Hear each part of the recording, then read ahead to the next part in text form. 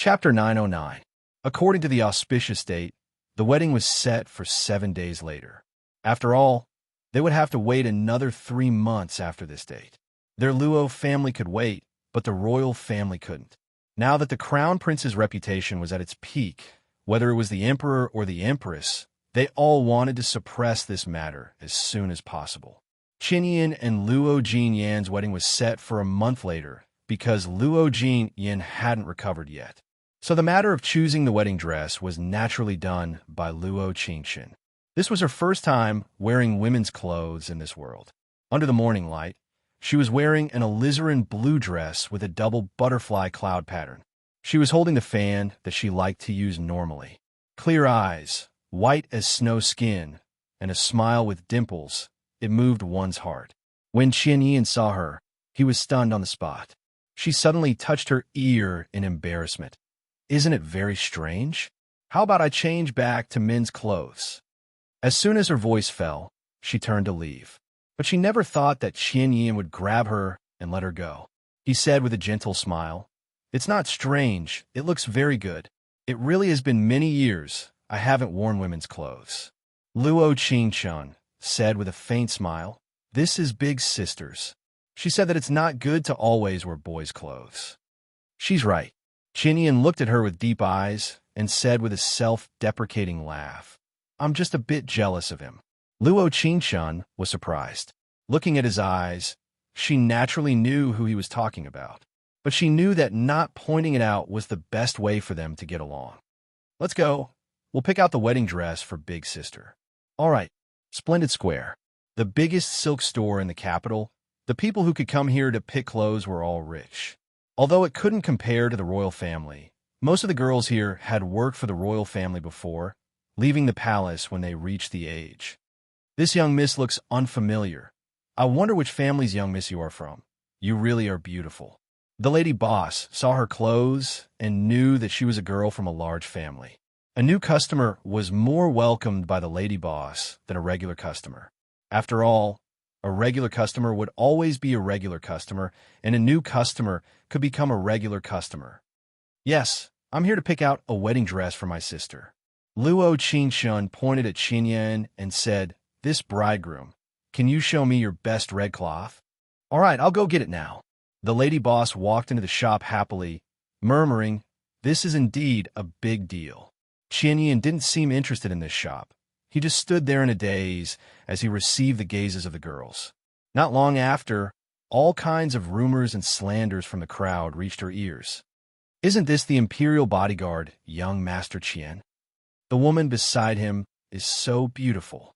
Is she the #1 beauty in the capital, Luo Jinyan?" That's right. I heard that Miss Luo and young Master Qian are getting married. She's probably here to pick out her wedding dress." "No way. Just now, I heard this young lady say that she is here to pick a wedding dress for her elder sister." "Sister? Could it be that she's the legendary Grand Empress?" "Shoo. Lower your voice. You dare to gossip about the crown, Prince Consort? You must be tired of living." There was a sharp pair of eyes in the crowd that narrowed as they were filled with unwillingness. Chapter 910. "Young miss, don't be angry." The maid on the side quickly comforted her. "This is after all a marriage bestowed by the emperor." Young miss, you have to calm down." Duan Air bit her lip and angrily said, "I don't care." As soon as her voice fell, she walked towards Splendid Embroidery Lane.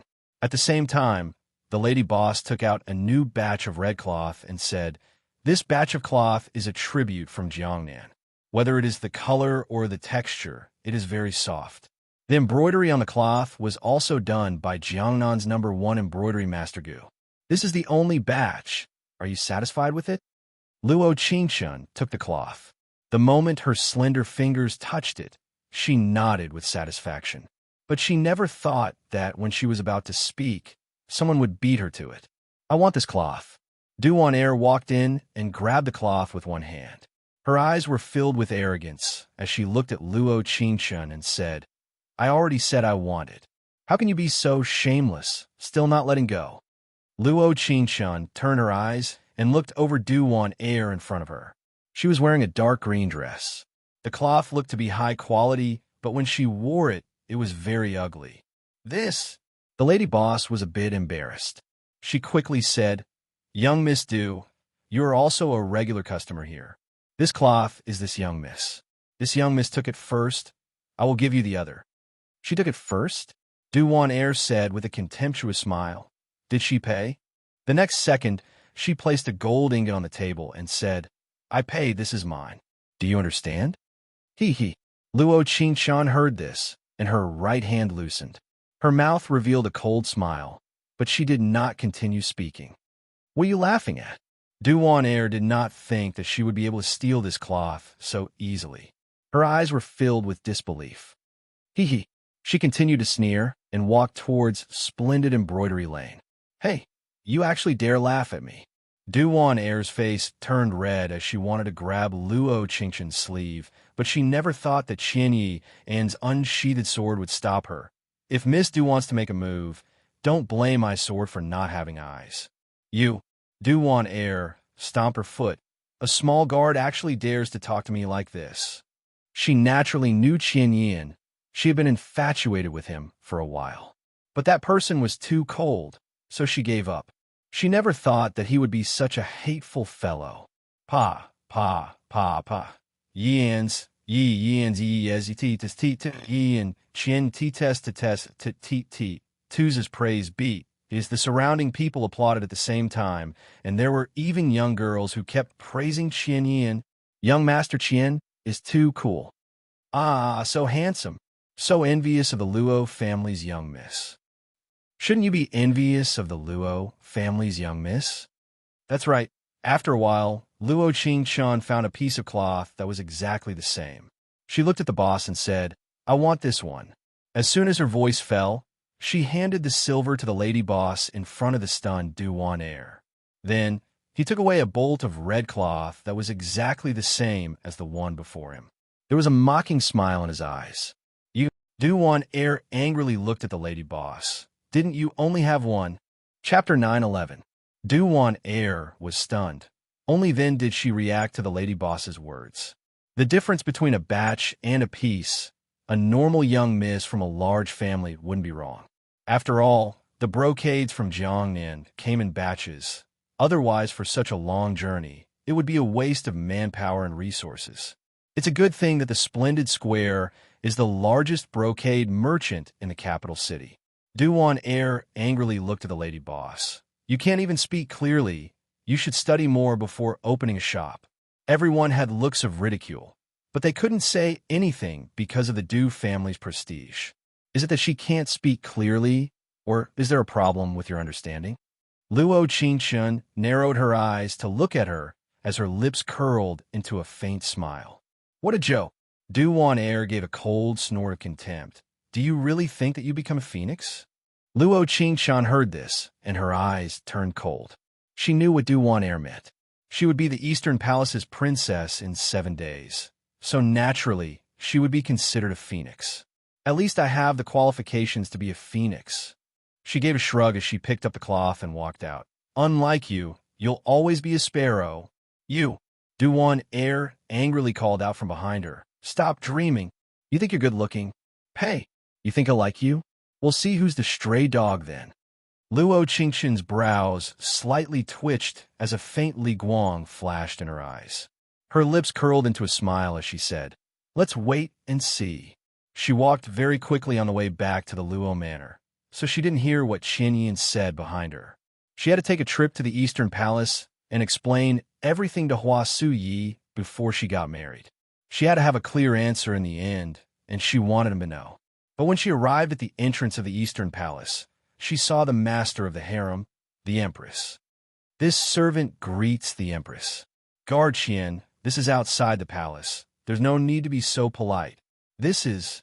In the next second, her eyes fell on Luo Qingshan. Her first reaction was that she was the #1 beauty in Beijing, Luo Jinyan. Luo Qingshan greets the Empress. Luo Qingshan hurriedly bowed, her eyes trembling slightly. The Empress was obviously more shocked than her.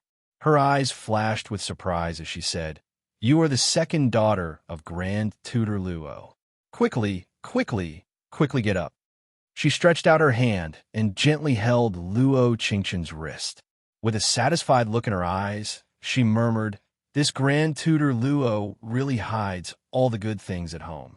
All these years, I've only heard of the #1 beauty in the capital, the eldest daughter of the Luo family.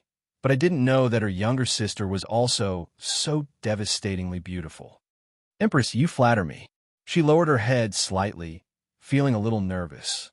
As the saying goes, relatives don't get together. The chances of meeting the Empress so coincidentally was very slim, but she managed to do it. "What? Did you come to see your future husband today?"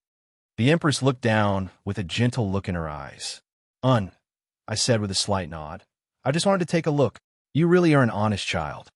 The Empress slowly took off the phoenix butterfly jade bracelet in her hand and put on her wrist. "This one knows that you know, but in the early stages of the royal wedding, newlyweds can't meet each other."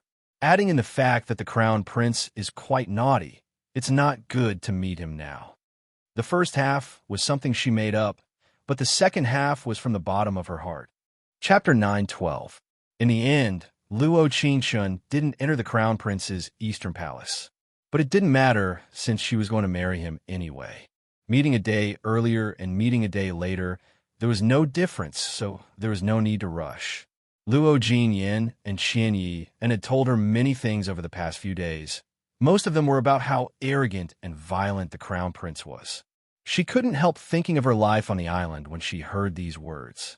A small wooden house, a few fruits, and a few fish. How comfortable those days were.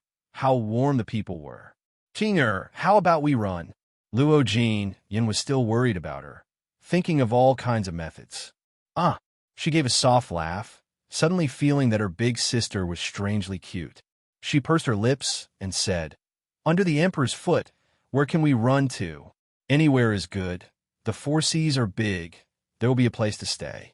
When Qian Yi agreed, Luo Qingquan was simply stunned. For the imperial bodyguard, who had always been loyal to his duty, to say such words, it really made her confused. "You haven't even gotten married yet, and your thoughts are almost the same." Luo Qingquan gave a shrug. "After I run, you don't need to get married." "Why?" The two of them looked at her in confusion, unable to understand the meaning of her words. She took a sip of the tea beside her as she said, "We can all report to the King of Hell. What marriage? It's a waste of time and money."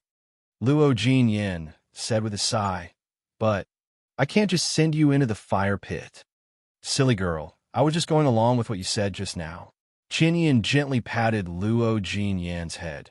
"Qingquan is the best person to marry the crown prince in the capital city." "Why?" Luo Jinyan looked a bit shy being patted like this. Seeing her like this, Luo Qingquan felt much more assured. Qian Yi really was an outstanding man. At least he decided to marry Luo Jinyan, so he would treat her with sincerity. "Because me and His Highness the Crown Prince." Her brows moved slightly as she looked at Luo Jinyan with a faint smile. "Our old acquaintances." 7 days later, the Crown Prince's wedding. Huasui didn't appear until the wedding. She had a red veil over her head, so she couldn't see his expression. She just knew that from beginning to end, he didn't hold her hand. In the end, she was still a bit disappointed. She kept muttering, "You'll get it tonight." Although the ministers of the imperial court were all smiling happily, they were well aware of the wedding in their hearts. Luo family's daughter to marry the crown princes to celebrate. But if the crown prince wasn't happy, then they would be married to be married to be married to marry to marry to marry to return tea at the wedding. Luo's have a you? Although there were a few people to say teat to's him, they were alls to be polite, to be honest to. No one really wanted to curry favor with him. On the contrary, there were more people sitting beside Du Darren. Du On Air looked at the newlyweds on the stage with a look of disdain, as a deep hostility appeared in her eyes. 3 bows and 9 kowtows. The ceremony was complete. Huasui didn't participate in the banquet. She was sitting alone in the large eastern palace, so angry that she wanted to die. At midnight, she didn't wait for him to come back and took off her red veil. Chapter 9:13. The maid Huan came in and looked at her with an obedient look. "This servant greets the crown prince consort." Where's His Highness?" She knit her brows. It was already late at night. Where could he go if he didn't come back? Reporting to the Empress, His Highness is still taking care of some matters in the study. Huan helped her take off her heavy head ornaments as she said. He ordered this servant to help the Empress sleep first. We have to go to the palace tomorrow to greet the Empress. Huan looked very obedient, being very careful when she spoke. Her actions were like, "You're the Empress person, right?" Luo Qingshun slightly lowered her brows as a faint guang flashed in her eyes. Probably only the people in the palace would be so well-trained. No matter what they said, it was as if they had gone through their brains in advance.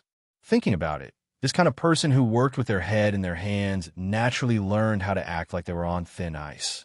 Reporting to the Empress, Huan's brows trembled slightly before she gave a slight nod. This servant was the Empress' personal maid.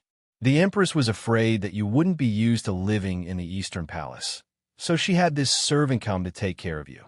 So, she paused before continuing to ask, His Highness is taking care of matters in the study. Empress, don't worry, His Highness hasn't seen the Empress before. Huan helped her comb her hair while saying, if he did, he would definitely be stunned by the Empress. Luo Qingshan gave a bitter laugh and didn't reply. The moonlight outside the window was heavy and it was silent all night. In this large room, there was only her. Does this count as staying alone in the boudoir? At the same time, in the study, Hua Suyi was wearing a red wedding robe, sitting in front of the table with narrowed eyes that were very deep. The sky was gradually turning bright, and no matter how he resisted, he had to go to the palace with the so-called crown prince consort. But he felt unwilling. He wanted to refute it, but he couldn't find a reason to refute it. I want to take a trip to the palace. He thought for a long time before finally deciding to follow his own ideas. He had to do it.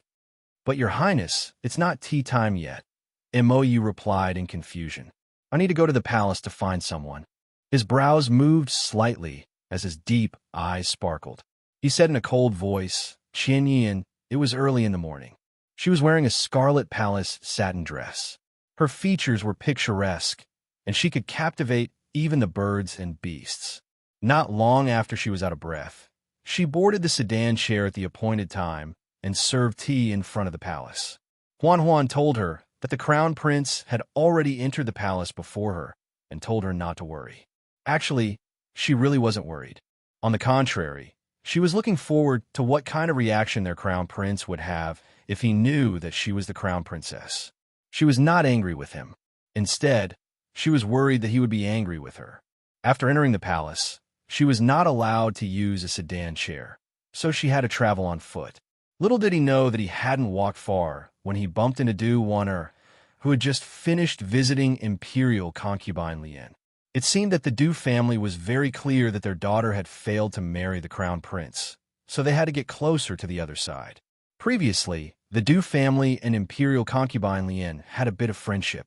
Now they could be considered to be on the same side. Chapter 9:14. Impudent. Huan's eyes turned cold and her obedient appearance faded. She looked at Du Wan'er with hostility and said, Why haven't you saluted the crown prince consort yet? The most important reason why the Empress gave her to Luo Qingshan was because she was worried that the crown prince would neglect the crown prince consort, causing her to be ostracized and despised by others. Although she was only a palace maid, everyone in the palace knew that she was the Empress' confidant. Most people still gave her some face, but they didn't know that Du Wan'er was spoiled to the bone. She didn't restrain herself because of Huan's words and instead became even more arrogant. Crown Prince Consort. She sneered and said, I'm afraid this consort is only in name. Misty is truly impudent. Huan walked forward and looked at her arrogant eyes as she said in a cold voice, You're blocking the crown prince consort like this. If it's past tea time, I'm afraid you won't even be able to handle official due.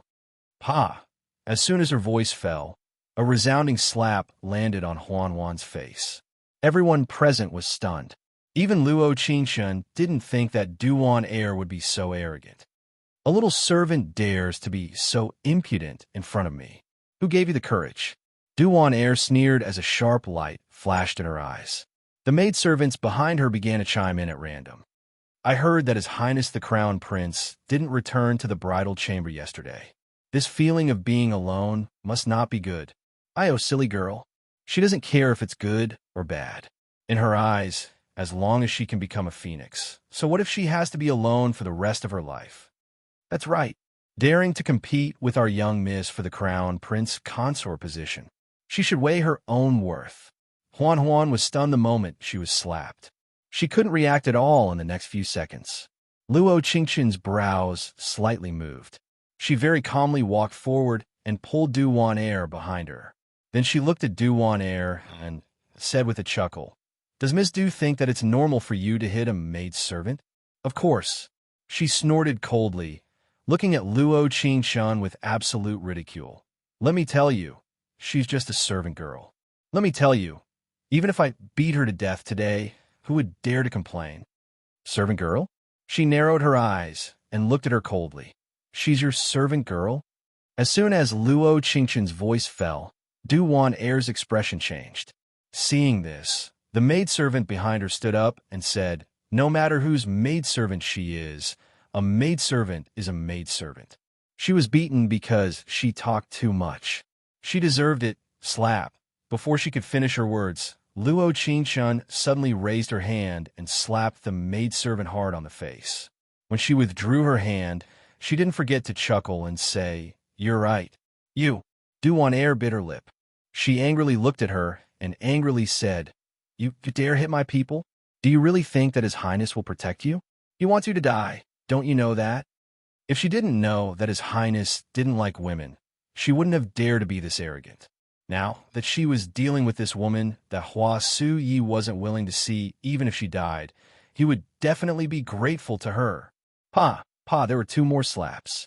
This time Luo Qingqian didn't hit the maidservant, but rather their master, Du Wan Air. Chapter 9:15. I am the Emperor's crown princess. Why can't I hit you? Luo Qingqian blew at her hand and looked at her with cold eyes. What? You don't even plan on following the rules of the palace? She didn't want to personally deal with Du Wan Air since the Empress and concubine Lian, Hua Suyi, and the 8th Prince had a delicate and tense relationship. At this juncture, even if it was for Hua Suyi, she shouldn't have a conflict with Du Wan Air. But who asked her to be so hot-tempered? Looking at her face, 2 backhanded slaps were simply too easy. If she provoked her again, she might even pull out a 9-section moon whip. Du Wan Air bit her lip and said, "You can do it, Luo Qingqian. I really don't understand where you're getting your confidence from, thinking that these 2 slaps won't push you to the Yellow Springs." "Don't worry." She shrugged her shoulders, the corners of her mouth forming a faint smile as she said, "Even if I go to the Yellow Springs, I will definitely drag you down with me. Moreover, I earned 2 slaps, didn't I?" Empress. Huan clearly never thought that Luo Qingqian would stand up for her this decisively. This was her first time feeling that there was actually such a direct person in this world. Hitting a maidservant was one thing, but hitting Duwan was a completely different matter. But this crown princess in front of her didn't hesitate at all. "She's hurting you." Luo Qingqian instantly slapped Huan's face while not forgetting to say in a gentle voice, "Relax, I've hit you back." Who is this bold, daring to be arrogant here? Concubine Lian slowly walked over from not far away. She was wearing a moon blue robe and a pair of soft pearl embroidered shoes. There was a golden lotus hairpin on her head that looked incomparably noble. Du Wan Air saw that her savior was here and immediately jumped into Concubine Lian's embrace. "Concubine Lian, you have to make a decision for Wan Air." This person used her position as the crown princess to slap Wan Er. "Wan Er still loves you." At this moment, Luo Qingqian's mind was filled with MMP. I finally saw by Lian Hua sowing discord in front of me. This acting really deserves full marks. "Don't be rude." Imperial concubine Lian slowly walked over and gently touched her face. "She is the crown prince's imperial concubine. How could she casually attack you?" Wan Er is telling the truth. As Du Wan Air spoke, she brought her bright red cheeks forward and said, "There are still blood marks." "Really?" Imperial concubine Lian glanced at Luo Qingqian. Although her tone was gentle, It was obvious that she was protecting her calf. Yes, she's right. Luo Qingchun raised her eyebrows and admitted almost without thinking. Nyang Yang, listen. She had already admitted it. The crown prince hasn't even seen her yet, and she's already so arrogant. Du Wan Air slightly raised her head with a very excited expression. It was as if she was about to win. But when she said this, imperial concubine Lian's expression became ugly. This Du Wan Air was used to being arrogant and domineering. Although she saw it, she couldn't say anything because of her relationship with the Du family. Now, she actually dared to say such impudent words in front of the crown prince's imperial concubine. It really made her want to help her, but she couldn't do it. Chapter 9:16. Young Miss Du has told me again and again that His Highness doesn't like me. But this is a matter of the harem. What does it have to do with her? Her brow furrowed slightly. Her eyes were still as calm as water, but a faint smile appeared on her lips. She looked at imperial concubine Lian and said, I came into the palace today to serve tea to the Empress, but I'm afraid it's already past time. She blocked my way first, and then she hit the Empress's maid. This kind of disgraceful behavior, if the Emperor learns of it, the Du family will be punished. You, Du Wan Air, tightly bit her lip. You're slandering me. All right. Concubine Lian cleared her throat and said, This concubine still has some matters to attend to. Or can't cause trouble anymore. As soon as her voice fell, concubine Lian rolled her eyes at Du Wan Air and left her behind. This kind of girl, it wasn't good for her to waste too much time on her. If Du Wan Air really married into the palace one day, this wooden fish head would implicate her as well. Luo Qingchun watched concubine Lian leave before looking at Du Wan Air and saying, Your savior is gone. Why aren't you scramming? You want me to scram? Du Wan Air seemed a bit agitated as she angrily roared out, What qualification do you have to make me scram?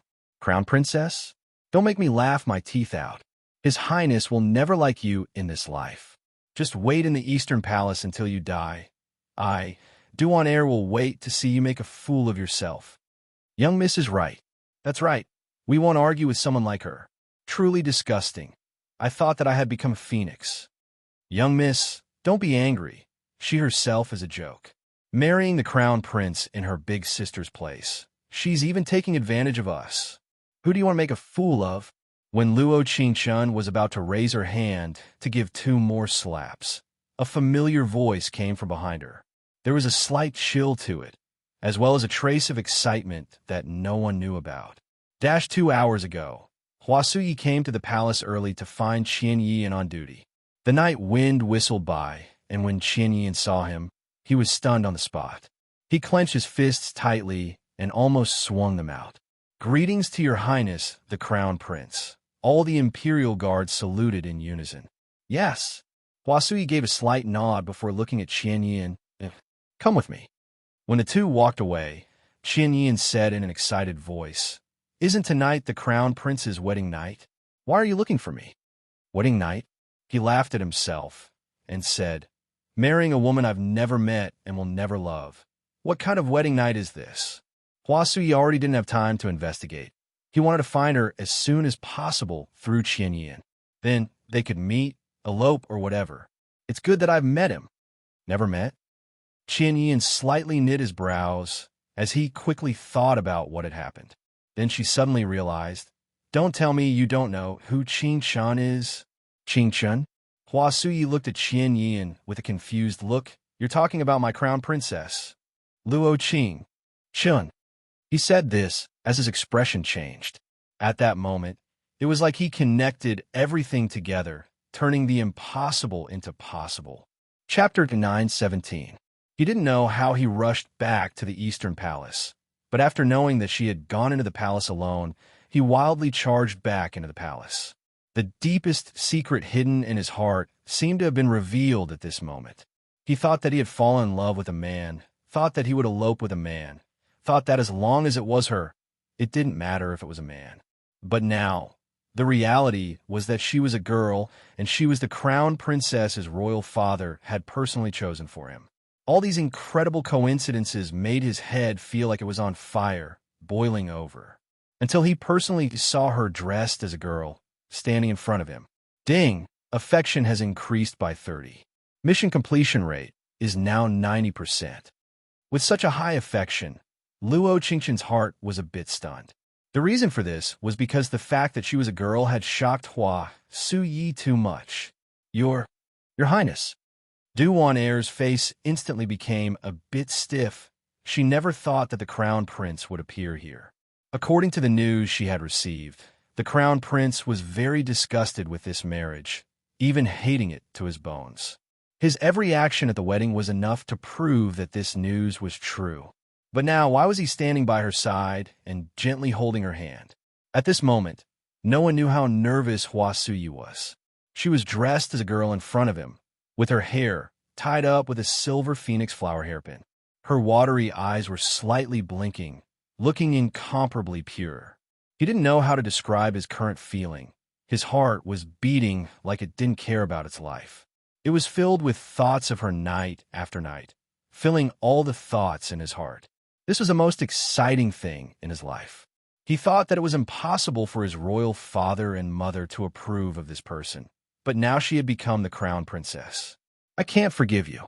He slightly looked to the side with a trace of anger in his eyes, but his hand holding hers became even tighter. Luo Qingqian's brows slightly twitched as she said sorry. She didn't tell him the truth in the end. She had done something wrong in this matter. But there was no perfect person in this world. Who could be certain that they wouldn't regret every decision they made? She had also thought that if she had revealed that she was a woman when they were on the deserted island, she would not have been able to do so. Would the story between her and him be smoother? But who could be sure? To Hua Suyi, if it wasn't for the emperor being in such a rush to grant a marriage, he would have never been able to get married. He probably wouldn't be able to confirm his feelings so quickly. I don't want your apologies. His cold eyes narrowed. Although his tone was still stiff, he unconsciously shielded her behind him. He looked at Du Wan'er in front of him and said, "Who gave you the right to block my crown princess path? What status do you have in the palace to dare block her path?" Hua Suye's words had an irresistible tone that was very overbearing. It was as if no one in this world could bully her, not even himself, let alone these random cats and dogs. Wan'er greets Mr. Crown Prince. Du Wan'er saw the situation was bad, so she quickly bowed. Suddenly, an unknown thought flashed through his mind. Chapter 9:18. Scram. He immediately replied to Du Wan'er's words, speaking concisely. Your Highness. Du Wan'er bit her lip in a daze and said, "Are you talking to me? You don't understand?" Hua Suyi looked at her fake face and said in a voice filled with disgust, "Kneel down and apologize to my wife before you scram. Otherwise, I can't guarantee that Sir Du won't appear in court tomorrow." Now that concubine Lien and the Eighth King's power was expanding, his royal father saw the Du family as a thorn in his side, so he completely ignored Du Wan'er when choosing the crown princess. If he complained about her now, the Du family would be attacked from all sides. Du Wan'er's eyes opened wide, but she had no choice at this moment. This matter was developing too quickly. It was completely different from what she imagined. How could Hua Suyi care about Luo Qingqian this much? He should hate her to the bone. How could this be possible? In the next second, she shyly bowed and said, "Wan'er greets the crown princess. I told you to kneel. Do you understand?" Hua Suyi narrowed his cold eyes. Someone, Du Wan'er, is going against her superiors. If she doesn't kneel, teach her how to kneel. Yes, Your Highness. The eunuchs on duty went from being onlookers to being supporting characters in the story. They were all very excited when they came over. Don't touch me. Du Wan'er bit her lip as tears came out. She hated being touched by something that was neither male nor female. She felt very disgusted. Don't. Her hands clenched into fists as she kneeled on the ground. Wan'er greets the crown princess. Not accepted. Luo Qingqian gave a cold snort. She walked past her at the same time and didn't even turn back. When Hua Suyi followed behind her, he didn't forget to turn back and say to Du Wan'er, "Remember that in front of her, you have to call yourself a servant." As soon as his voice fell, Du Wan'er's face turned green and white, almost fainting from her anger. Of course, this was Du Wan'er's final ending. Her ending was much more miserable than this humiliation. Luo Qingshan followed Hua Su Yi into the praying temple to serve tea to the empress.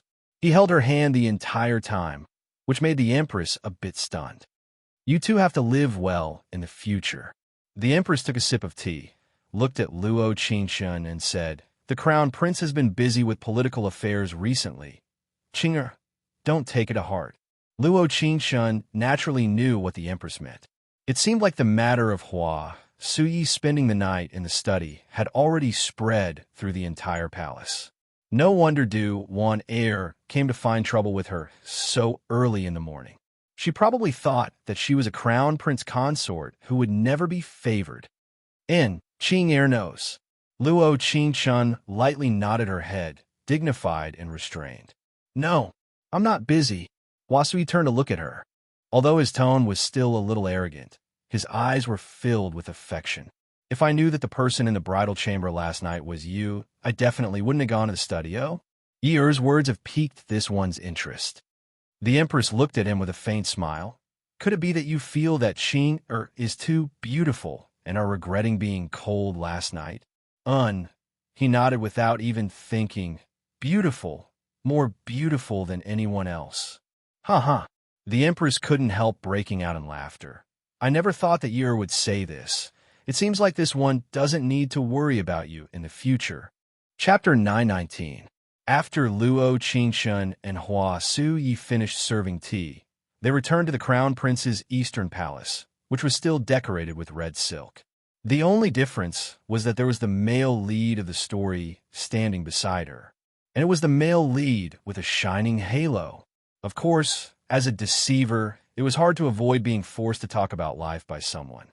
"Are you deliberately lying to me?" Or, on a blue and white jade porcelain table, Hua Su Yi was sitting in front of her. Looking at her clear as water eyes, he asked this in a serious voice. His tone was very gentle, without the anger from before. It was like looking at her white cheeks and slightly pursed lips. He couldn't blame her at all. "I swear to the heavens, it definitely wasn't intentional." She looked up and cutely pursed her lips. She looked at Hua Su Yi and said in a spoiled voice, "The groom ran away on the wedding night. I was punished." "Sorry." Seeing her disappointed appearance, he couldn't help patting her head. "Then let's get married again, all right?" She thought about it before turning her eyes. After a while, she said with a faint smile, "All right." Ding! Affection has increased by 10. Mission completion rate is now 100%. The wedding dress fell to the ground and the red candles flickered. It was a wedding without hypocrisy and false congratulations, only the sincerity of the two of them. Many years later, when he was dying, his mind was still filled with this warm and happy night.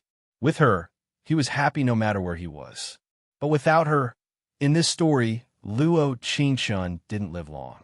After Hua Su Yi took the throne, concubine Lien and the 8th king's power didn't weaken. In the court and the harem, in order to stabilize his position, step by step, she annihilated all of his enemies. Whether it was in public or private, the Du family was the first one she eliminated. Du Wan Heir was arrogant by nature, so it was easy for her to make her fall into the trap. Next was the 8th king, the last person in the court who could shake Hua Su Ye's throne. Although he was hiding in the south of the city, he still had to be on guard. She used the power of the court to frame the 8th king's distant relatives for treason. Once the treason hat was placed on them, their entire family would be executed. Whether the 8th king was involved or not, he couldn't escape responsibility. As for concubine Lien, she was an elder of the harem. She knew how to scheme. Even if Luo Qingshan had the system, she wouldn't be able to match her.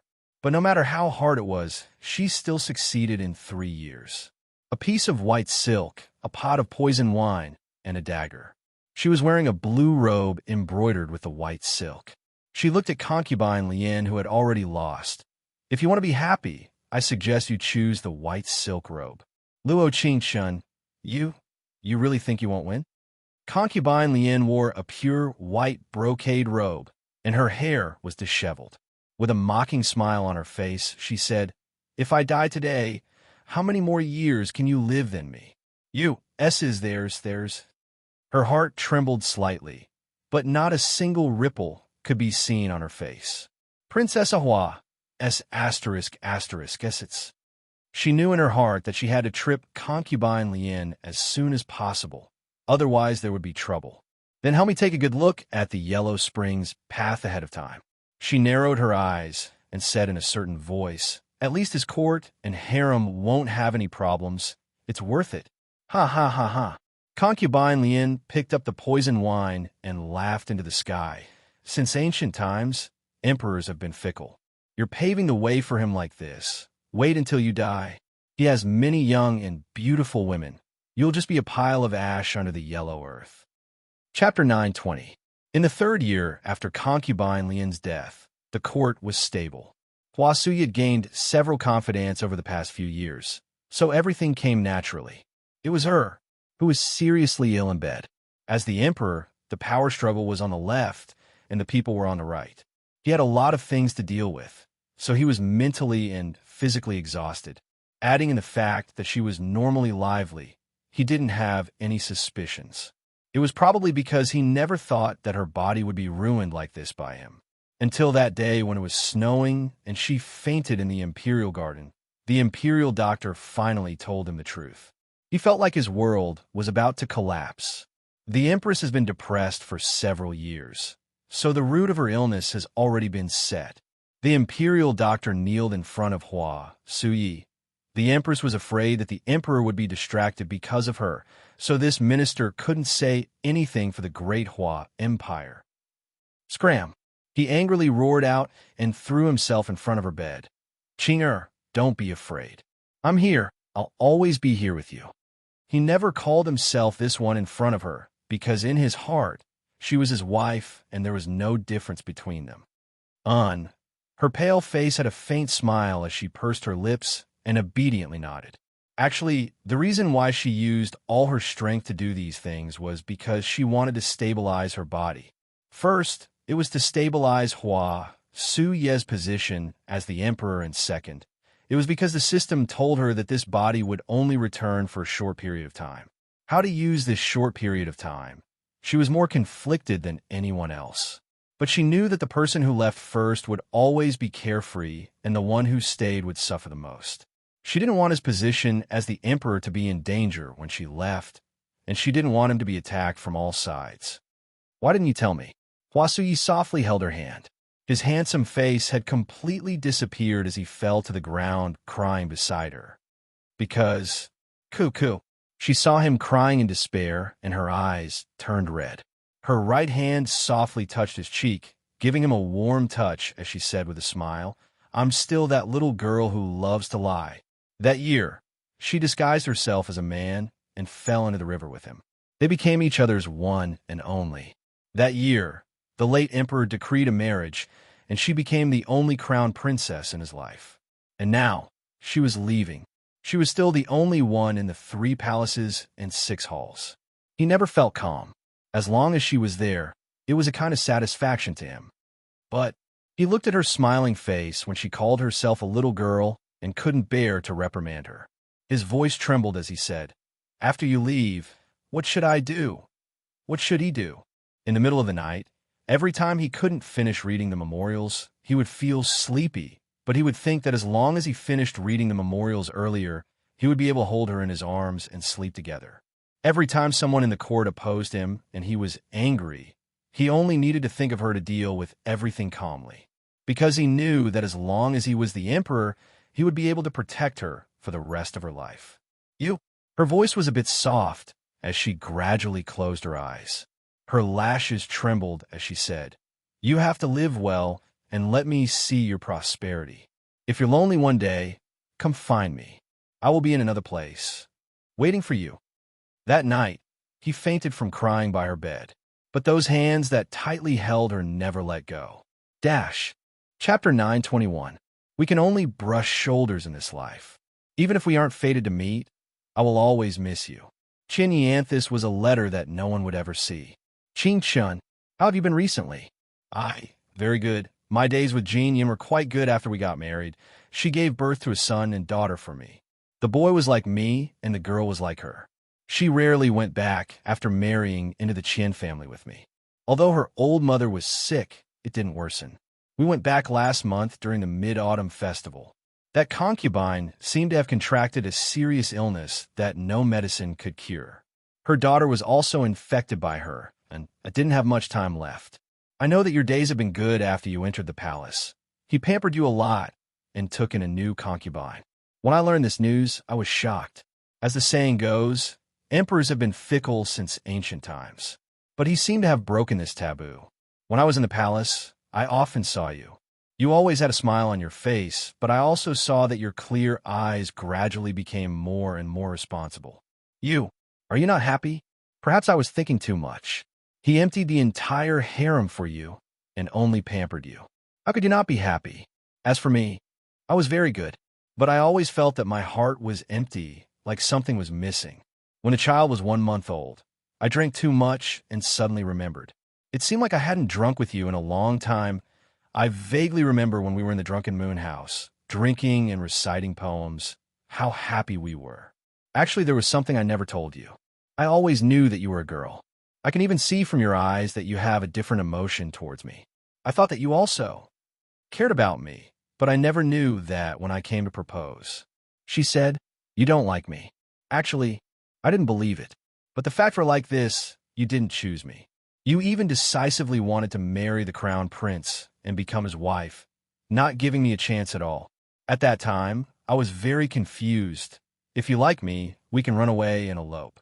Whether we live or die, we can bear it together. But if you didn't like me, it was all in vain. I've been addicted to alcohol these past few days because it was the anniversary of your death. I never thought that you would leave me like this. Guys, I thought you wouldn't bear to. Even if you don't care about me, you won't be willing to leave him.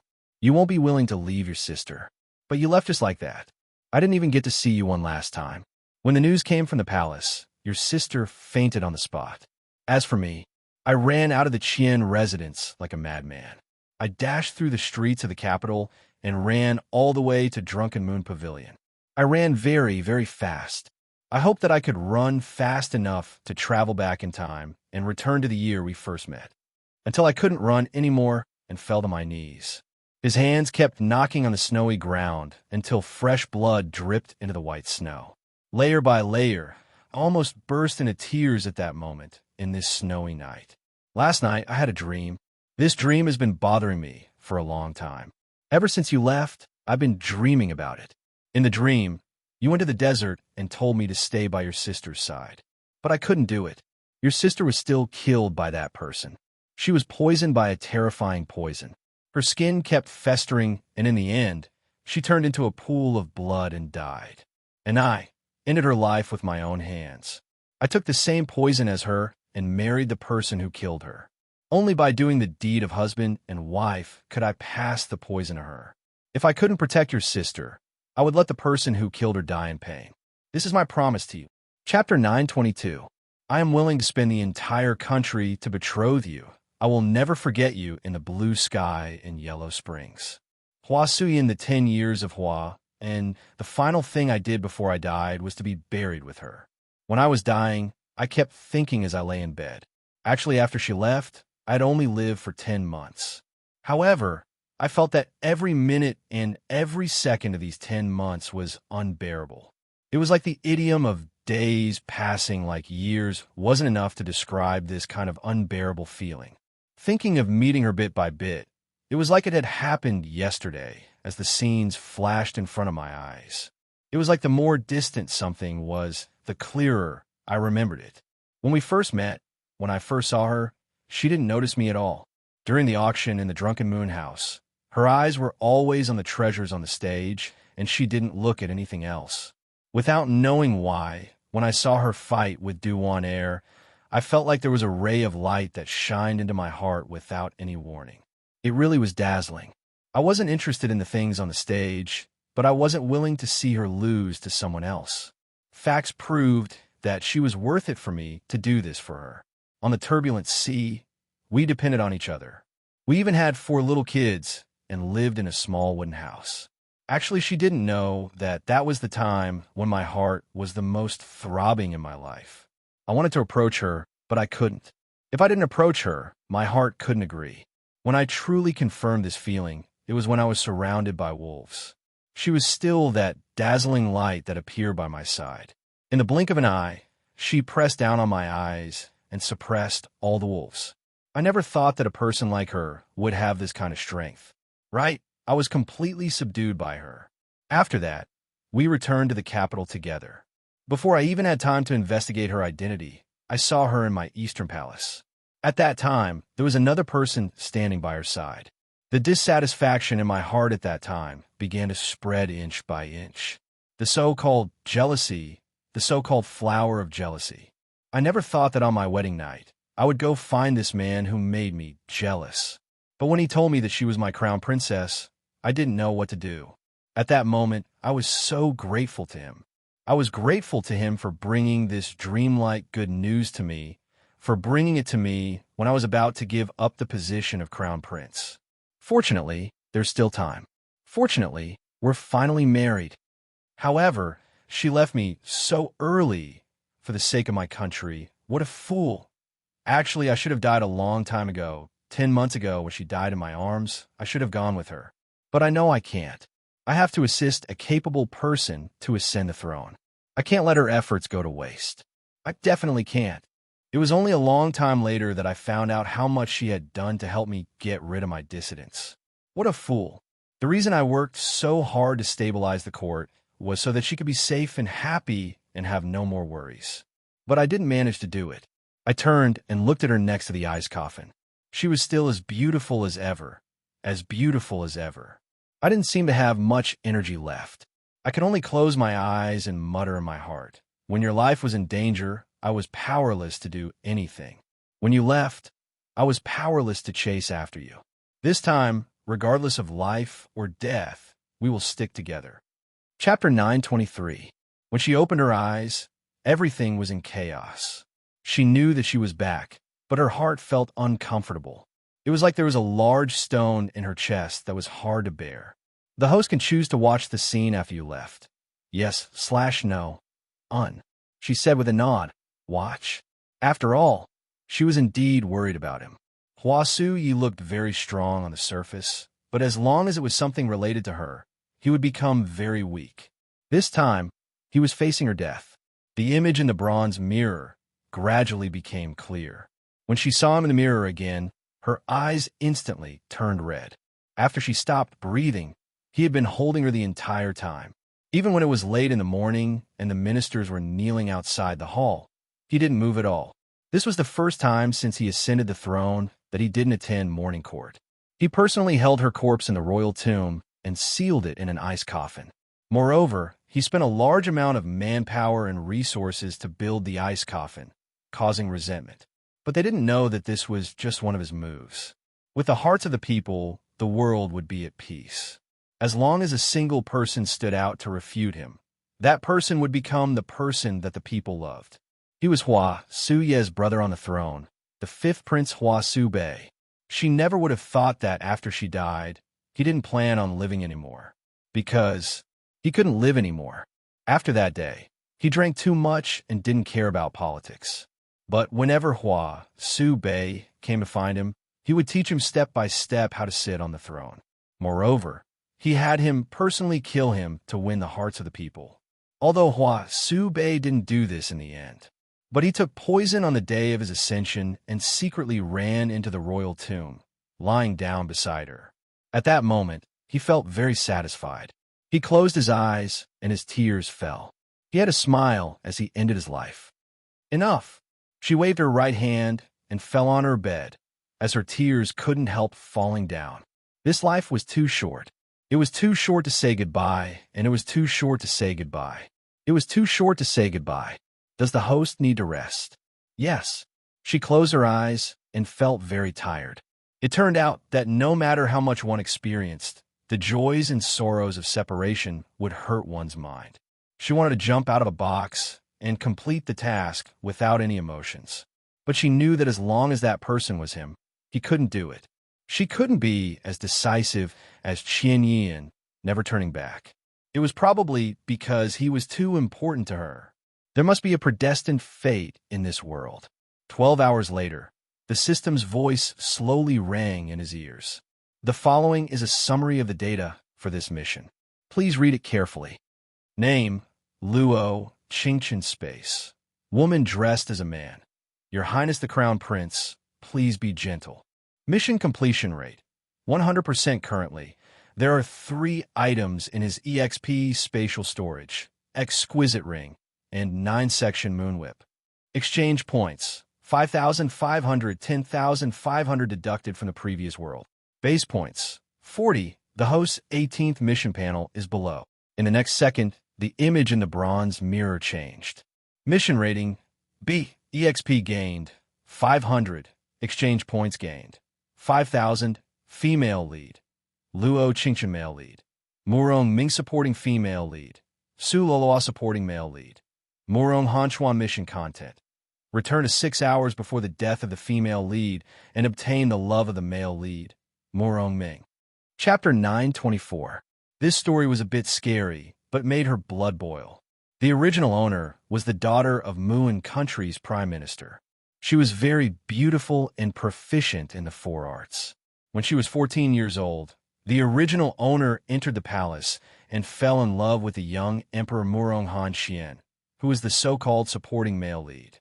The supporting male lead had an indifferent temperament. When he saw the original owner, he wasn't very happy. The original owner didn't mind. After all, she never cared about things that were easy to get. The colder Murong Han Xian was to her, the more she wanted to get closer. She often asked him, why did the emperor brother always like to have a straight face? He always said coldly that he was busy with political affairs. How concise, but she believed him. Until Su Luo appeared. The original owner knew that it wasn't that the indifferent emperor brother didn't know how to smile, but that he hadn't met anyone who could make him smile. Su Luo, the carriage driver's daughter. A woman who was ordinary to the bone, a person who was as low as the dust. Because she tamed a Fergana horse, Murong Hanchuan's eyes lit up and he gave his heart. But what she didn't expect was that although her father was a carriage driver, her mother was the witch priest of Muin country. Yin and Yang. 8 characters, underworld, Yin's soul. Because of her identity and her 8 characters, when she was 16 years old, she had to become a sacrifice to the ghost who had died 700 years ago. The founding emperor of Mu and country, Murong Ming. And it was such a coincidence that the original owner's 8 characters were the same day as Su Luo. On that day, there was a phoenix coronet and robes, singing and dancing. Both sides were marrying at the same time. The original owner was marrying the emperor brother she had admired for a long time, and Su Luo was marrying the ghost Murong Ming who had died 700 years ago. However, Murong Han Xian naturally wouldn't let his beloved woman become a sacrifice. On the wedding day, he and Su Luo secretly swapped brides, and the original owner was that unlucky person. She thought that she would marry the emperor brother she admired the most, but she didn't think that before she even entered the palace, she would first enter the imperial tomb. Once she entered the tomb that was specially built for Murong Ming, she was doomed to never return. In these 700 years, there would be a terrifying supernatural event every 100 years. The missing baby girl, the big birch tree dripping with blood, the chilly wind that always blew during the full moon, and so on. The emperors of each dynasty were at a loss of what to do and sought help from the Wu people, who were somewhat psychic. The Wu people set up a blood array and sacrificed their souls before coming to a conclusion. When Muin Nation was founded, the slaughter was too heavy and murderous intent filled the air. He made a life and death contract with the underworld and created the ghost army to break through all the cities. However, this method was against the will of the heavens. Too many souls had died in the hands of the ghost army back then, and the evil aura was too strong. Noble spirit goes up to the sky, evil spirit goes down to the ground. Those vengeful souls were killed by the ghost army, so naturally, they couldn't enter the underworld to reincarnate.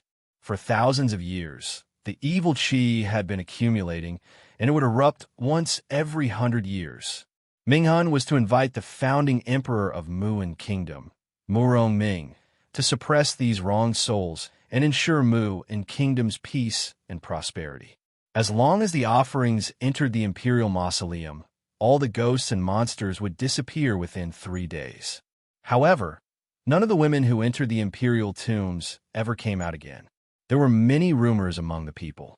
Some people said that after these women entered, they served Mu Rongming every night and were very happy. Some people said that after these women entered the imperial mausoleum, their blood was sucked out by Mu Rongming and they died. Chapter 925. Luo Qingxun stood in the royal tomb and her scalp turned numb. She suddenly remembered the words on the panel. Return to 3 hours before the previous host's death. MMP. Why doesn't the system go to heaven? What is this game? The system doesn't like the sun, so it doesn't like standing shoulder to shoulder with it. There was a sinister aura in the air. She should be on the first floor of the royal tomb right now. The previous host had been here for 3 hours, standing there without moving at all, until the wet corpse appeared and took her away. This was simply, system, give me the exquisite ring. Ding successfully took out an exquisite ring from your storage space. When the exquisite ring was placed on her right ring finger, her heart calmed down a bit. Host a note, the exquisite ring is an ancient divine item. It is a yang item. This place is a yin place. Using the exquisite ring will only attract more vengeful spirits. She gave a soft snort as her eyes turned cold. She muttered, I'll kill one if one comes. I'll kill a pair if two come. Without knowing why, she felt like she was born to be here. In this yin place, her blood couldn't help boiling. Host, do you remember something? The system suddenly felt a bit worried as it tentatively asked. What should I remember? Nothing. Mu Rongming is on the 3rd floor of the royal tomb. The host needs to pass through the 1st and 2nd floors to see him. Then I have a question to ask. Host, please ask. Then where were the sacrifices for every 100 years? They weren't normal people. How could they see Mu Rongming? They never saw Mu Rongming because they all died here. Luo Qingxun's heart skipped a beat before she finally reacted. So there weren't any wet or dry corpses in the royal tomb.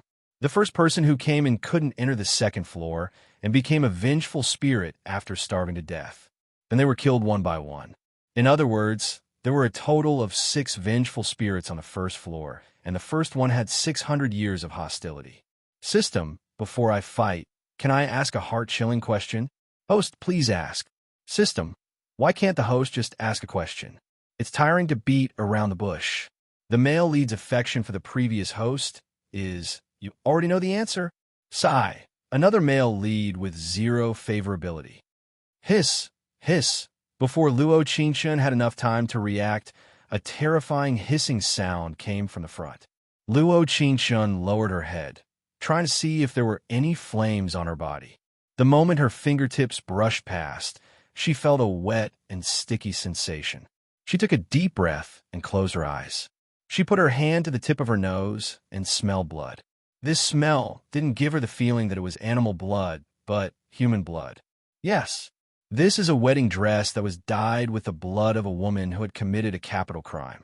As soon as the system said that, she felt a wave of nausea. The original owner was really slow. She didn't feel strange wearing this kind of clothes. There was a strong incense burning in the original owner's sedan, so I couldn't detect it. Luo Qingxun didn't think much about it. She immediately took off the outermost layer of the wedding dress and threw it on the ground. Inside was a moon-white dress. It looked much better than the blood-red clothes. Her brows furrowed slightly. That scumbag couple should have already gotten married. She must quickly see Mu Rongming. This was the first time she saw the male lead with such an identity. Chapter 926. The temperature in the imperial mausoleum was very low and the surroundings were dark. She waved her right hand and lit up the exquisite ring. Little did she know that once it lit up, she would see an extremely terrifying scene. 6 wet corpses wearing the blood-wetting dress stood in front of her, each of them without a head. Every part of their skin had already festered and smelled rotten. Upon closer inspection, she realized their heads were held in their hands and their eyeballs seemed to have fallen out. They were sticky with blood vessels and the whites of their eyes, but they were still moving. She took a deep breath and looked around with the mentality that if the enemy did not move, she would not move. On the 1st floor of the imperial mausoleum, other than the 6 horrifying and pitiful corpses, there was also a mirror and 5 candles. This was a yin and yang technique that was taboo for everyone who entered the imperial mausoleum. In order to avoid being possessed by ghosts, they would use mirrors and candles to intimidate the ghosts. When the possessed person looked at the mirror, they would emit a dark red light. It was the same for the candles. If the possessed person approached the burning candles, the candles would burn faster and emit a crackling sound. There was also a saying that the ghosts would blow out the candles. She did not know much about this. She only knew a little about it. The stone door to the second floor was on her right, and there was a switch for the 5 elements array. She looked in this direction, but could not see clearly. Another question popped up in her mind. If the people behind her could not go up to the second floor because they were harmed by the sacrificial women in front, then why could the first person not go up to the second floor? The 5 elements array was not difficult. Moreover, there were only 5 directions: north, south, east, west, and central. She could just try a few dozen times and get it right. It was impossible for her to starve to death here, because the first person was blind. The system's voice rang in her ears and made her heart skip a beat. She looked at the place where the 6 heads were held. Indeed, there was a pair of eyes that did not have eyeballs and only had the whites of its eyes. The whites of its eyes rolled over and stared straight at her. It was extremely scary. She let out a long sigh and moved her right foot gently, planning to walk towards the stone door. Little did she know that as soon as she moved, there was an eerie female voice in the air. "Let's play a game, shall we?" The female ghosts appeared in unison, but there was a different kind of sadness in them. It was as if everyone had their own story, but they had no one to tell it to. So what if I win? So what if I lose? She raised her eyebrows slightly, her eyes filled with coldness. In the face of such things, as long as he was colder than them, it would be enough to make him look more imposing. If you win, you could go to the second floor. Their voices echoed in her ears. If you lose, we'll be sisters, okay? Ah-ha. As soon as his voice fell, a strange laughter rang out. She narrowed her cold eyes, and a faint smile appeared on her face as she said, "Deal.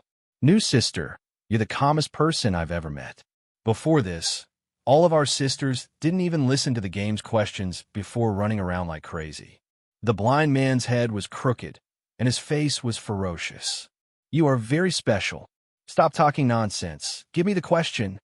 She frowned, and a dark light flashed in her eyes. The 6 female ghosts in front of her were not ordinary people. The Imperial Mausoleum had a strong yin qi. It was the best place for ghosts to cultivate, so their cultivation was definitely not low. Chapter 9:27. The blind female ghost laughed lightly and said, "Guess which body each of our heads belongs to. If you guess correctly, we'll let you go." "Oh, ha ha ha, can't ghosts speak normally? Are they all so neurotic?" Luo Qinshan narrowed her eyes and seriously looked at the 6 people in front of her again. The solidified dark red blood and rotten flesh mixed together. Bloody flesh was not enough to describe the scene in front of her. It was impossible to tell which head belonged to which body by looking at it with the naked eye. But she could guess. Although the 6 female ghosts were all wearing blood-stained wedding clothes, the patterns of the wedding clothes were very different. Every 100 years, there would be a rise of a style and a decline of a style. Naturally, there would be a lot of surprise. And this surprise was reflected on the earrings and the headwear at the same time. In ancient times, most of the gold was not fake. Therefore, even after 100 years, the gold ornaments would not decay. Although the patterns were already very unclear, she could still vaguely see the general outline. On the other hand, the temperature in the imperial tomb was very low. Although she was not sure what the exact temperature was, she felt that it was definitely below 0. In this kind of environment, the clothes were relatively intact and could be distinguished more easily. Head number 2 belongs to body number 3, and head number 3 belongs to body number 5.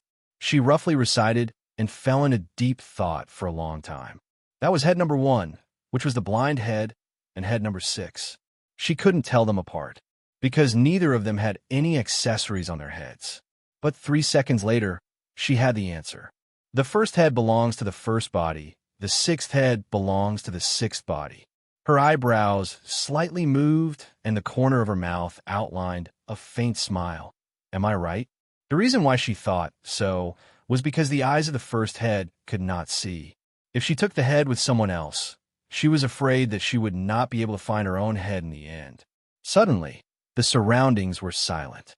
It was so quiet that even a needle dropping on the ground could be heard clearly. They did not seem to be sure that the woman in front of them, who was used as a sacrifice, had guessed it in such a short time. And all of them were correct.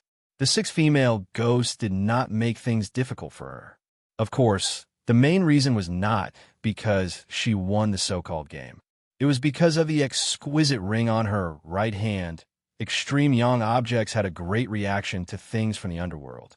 Even if it was just in the same space, it would make them feel oppressed. One had to know that when a person died, they would turn into a soul and enter the underworld.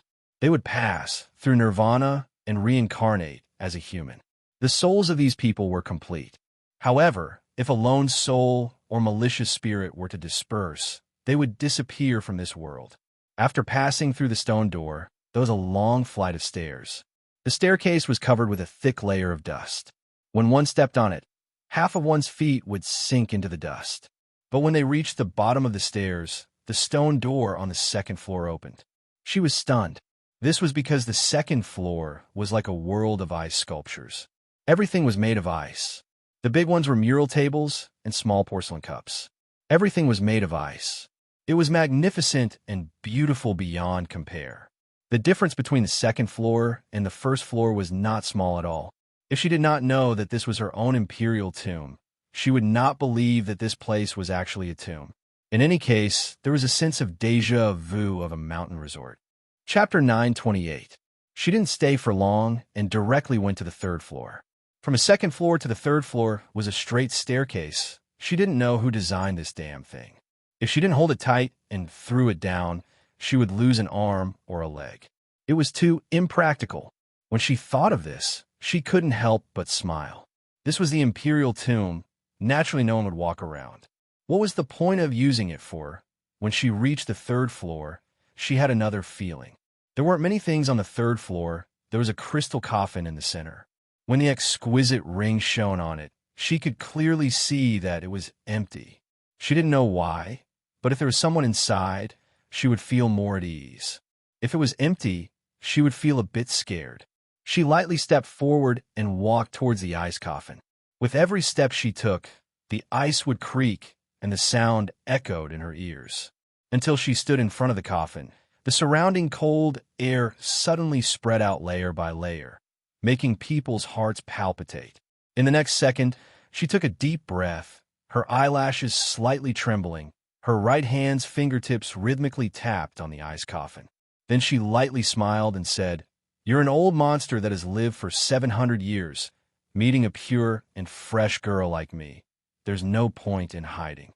Xiao. In the next second, an extremely cold hand touched her cheek. It was so fast that she couldn't see it clearly. She pursed her lips and continued to provoke him. Sneaking around. What kind of hero are you? Ah. In the next moment, a strong force pulled her into the ice coffin, directly falling into an ice-cold embrace. The ice coffin was made of 1,000-year-old profound ice. It was extremely cold. The moment her skin touched it, she felt a piercing pain. Before she could even open her mouth, her neck was bitten. She only felt the blood in her body being quickly sucked out, but in less than 5 seconds, the other party quickly let go of her. Moreover, he lightly touched her neck and the blood stopped flowing. Although it was only 5 seconds, the instant blood loss made her feel a bit dizzy. She lightly shook her head and shivered, feeling her eyelids become a bit heavy. In the next second, a lazy and low voice sounded, carrying a faint chill as it said, "In 700 years, you are the first person to come here." The air was filled with the smell of blood. At this time, the originally sleepy her was suddenly awakened by these words.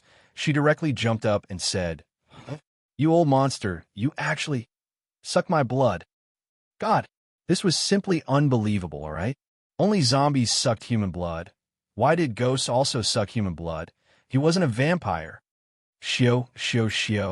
In the blink of an eye, She turned around and saw his blue eyes. The man in front of her had perfectly sculpted facial features, as if he was a peerless work of art that had been carefully carved out of the best jade by the heavens. Show you.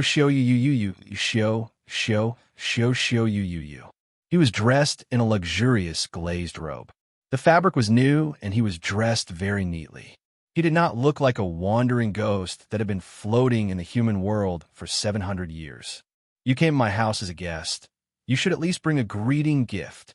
He chuckled and wiped the blood from the corner of his mouth, his blue eyes still carrying an ice-cold chill. Luo Qingshun waited for a long time, but she didn't hear the system's prompt. Humph! This ungrateful man. Chapter 929. Weren't you sent here by the Morong family to be my bride? He lazily leaned against his ice coffin and raised his eyebrows. Now even sacrifices have the right to speak? His deep eyes were filled with a cold light as he looked at the girl in front of him.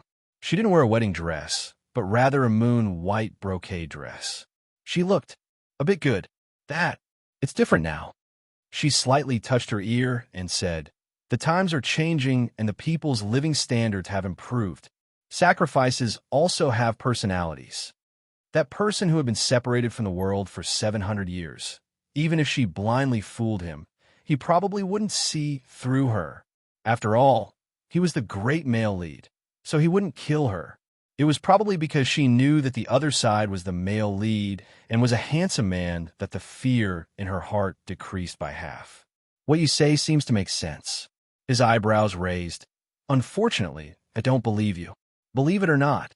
Luo Qingshun rolled her eyes and said, but how did you know that I was sent here as your bride? Haven't you never seen a sacrifice before? Logically speaking, in these 700 years, she should be the only one who came up here.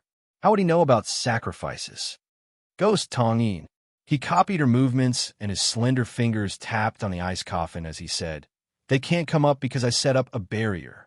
When I'm bored, I'll go down to take a look. Luo Qingshun felt that talking to a ghost was a bit tiring. So, why didn't you reincarnate? She frowned and asked, could it be that you still care about your descendants? Descendants? Murong Ming's cold eyes narrowed as he said, I can't wait for them to be destroyed and die quickly. When this was said, Luo Qingshun was filled with fear. Could it be that this so-called founding emperor had some secret that no one knew? It seems like it's a very long story. It's not long. Murong Ming's eyebrows slightly moved as he said, my slag brother framed him and then he died. Luo Qingshun was confused by this short story. Even if this story wasn't long, it shouldn't be this short. How did you die? She blinked her eyes and asked in confusion, if you're dead, why don't you reincarnate and stay here as a wandering ghost? 5 horses dismemberment.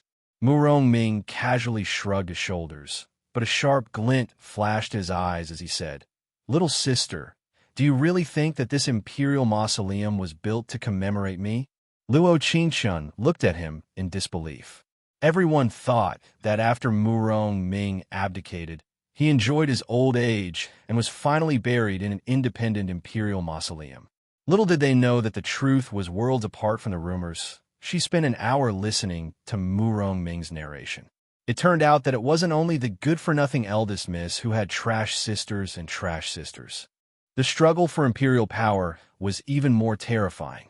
After Murong Ming unified the 6 nations and ascended to the throne for less than 5 years, the various forces of the previous dynasty rose. Among them, the most terrifying was his younger brother, Murong Bei, because he never thought that his half-brother would be the one who sent him to his death. At that time, Murong Bei and the Wu people joined forces and used a kind of blood sacrifice, witchcraft, to hide his appearance. Murong Bei became a prisoner on death row and was brutally dismembered in front of his subjects. The Wu people knew that the blood sacrifice was against the heavens, and such a person would definitely become a ghost. Therefore, they told Murong Bei at that time that his body must be pieced together and buried in an independent imperial mausoleum. Chapter 9:30. In an extremely bloody way. She listened to this short story and asked, what is it? Blood wax. He raised his eyebrows and said, the blood of a newborn baby is made into blood wax in a special way. No matter how scary the ghost is, it can't get out. So your ghost? A super scary ghost. I don't feel it. Luo Qingchen shrugged and said, so what you mean is, although the current emperor and you have the same father's blood, you two are enemies. And humph. He snorted and lazily leaned on a large ice chair and said, but my enemy gave me such a pure and cute bride. It seems to have changed my view. Hey, Luo Qingchen said with a face full of anger, I'm not your bride. He pointed at her neck and said, a blood contract. Isn't it too late to regret it now? Your bride is now making love with your enemy in the inner court of the palace. She felt a little tired from standing, so she walked to the large ice chair and sat down. The bone-piercing cold made her shiver, but she pretended to be calm and continued, I'm just a substitute. In other words, what? We have the same enemy. Murong Ming heard this, and his eyebrows moved slightly. The corner of his mouth raised into an extremely lazy smile. She didn't know why, but she always felt that his smile was very special. In the casual, there was a touch of sadness. What a naive little sister. After a long time, he chuckled and said, the only door in this imperial tomb can't be open from the inside. Not to mention me, even you can't get out. I'm sure I can get out. Luo Qingchen's eyelashes trembled and said, as for you, it seems like you can't get out. You can get out? Murong Ming asked in disbelief. Really? Really? She narrowed her eyes and said elegantly, if you're sure that we can work together, I'll open the door for you after I get out. Murong Ming thought for a long time. Then he gently raised his right hand, and a faint blue light surrounded his fingertips. In the next second, this light drew a beautiful arc and directly reached Luo Qingchen's left hand. She lowered her head slightly, and a ring appeared on her left hand. The ring glowed with a dim blue light. It was shaped like a folding fan. When the fan was opened, it exuded a cold aura. What is this? She raised her eyes. When her right hand touched her left hand, the original exquisite ring shone with a golden light. This is a gift in return. When Murong Ming saw the light, he didn't dodge. Instead, he frowned slightly and said, it's the Netherworld ring. Take her with you, and you'll be able to see ghosts in places other than the Imperial Mausoleum. Why would I want to see a ghost? She knew about the yin-yang eye. It's just that I don't know why Murong Ming gave me this ring. Is it really just a return gift? She didn't refuse, but waved the ring on her hand and said, I'm going to the second floor. Don't follow me. Otherwise, I won't be able to get out. Although Murong Ming frowned in confusion, he still nodded. Ding! 500 exchange points has been taken. Successfully exchanged for teleportation. One-time use only. When she opened her eyes, she was already standing outside the Imperial Mausoleum. At this time, it was already night outside. If she didn't know that the male lead was on the third floor, she would have already run away. Chapter 9:31. Before opening the Imperial Tomb, she had exchanged 6 rejuvenation pills from the system. This was a type of pill that was specially designed to fool around. It was of good quality and cheap price. It deducted 600 of her exchange points. Malicious spirits couldn't reincarnate, but she didn't want these sacrifices like her to continue living with this appearance. The rejuvenation pill could restore their original appearance. After a long time, Luo Qingchen was still very confused. That day when she brought them out of the Imperial Tomb, was it right or wrong? The moment she entered the door, she used a large stone to block the door. She pushed the small blue and white porcelain bottle towards the 6 female ghosts and said, eat it, I'll take you away. The 6 female ghosts looked at each other in dismay. In the end, the blind woman ate it first. In an instant, her head and neck connected, and her eyes that had fallen out also returned to their original appearance. Although her hair was still a bit messy, it didn't stop Luo Qingchen from being amazed. It turned out that this female ghost was so beautiful. Elder sister is so beautiful. Oh, the remaining 5 people couldn't help but sigh and rush to eat the rejuvenation pill. This kind of pill that was specially designed for the noble couldn't be digested according to common sense. As long as it fused with the saliva in the mouth, it would instantly take effect. After waiting for their appearances to be restored, Luo Qingxuan smiled and said, "You really are beauties.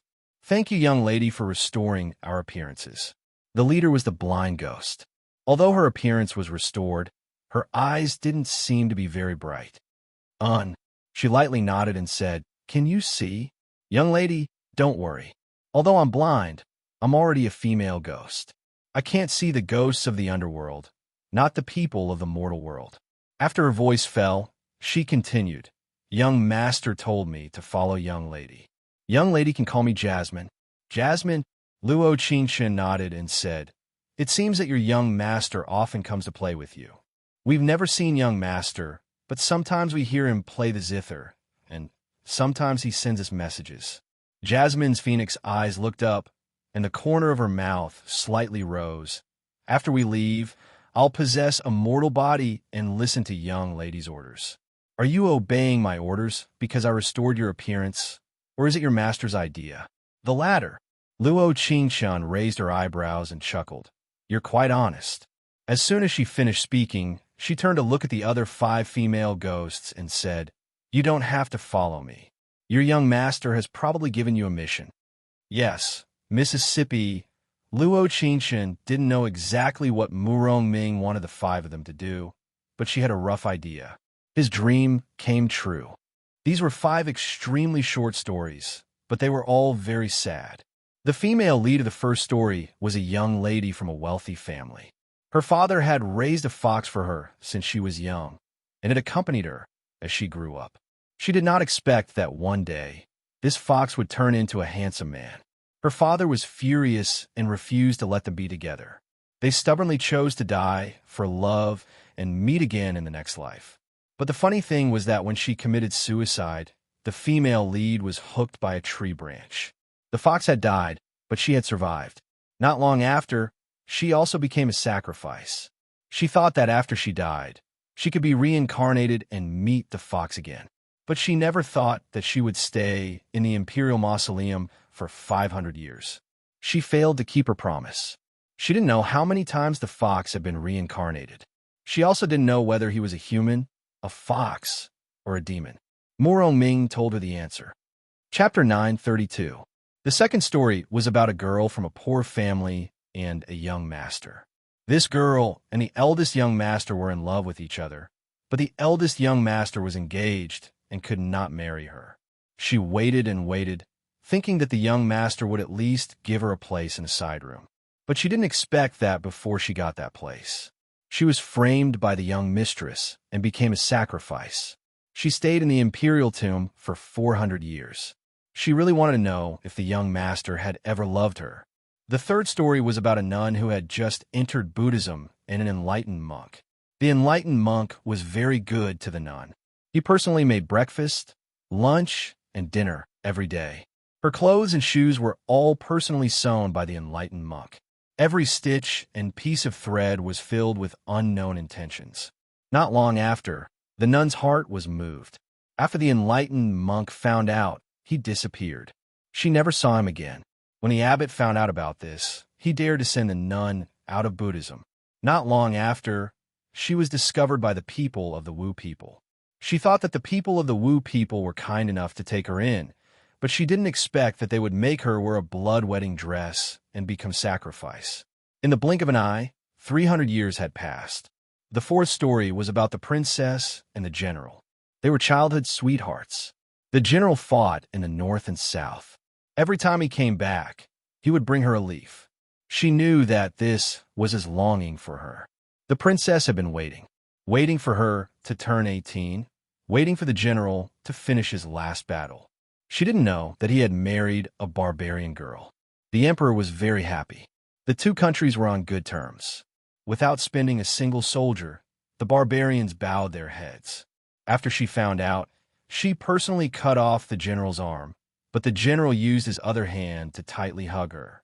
He said to her, I'm sorry. Later, she was willing to replace her sister as a sacrifice and come to the eerie imperial tomb. Things had changed with the passage of time, and now 200 years had passed.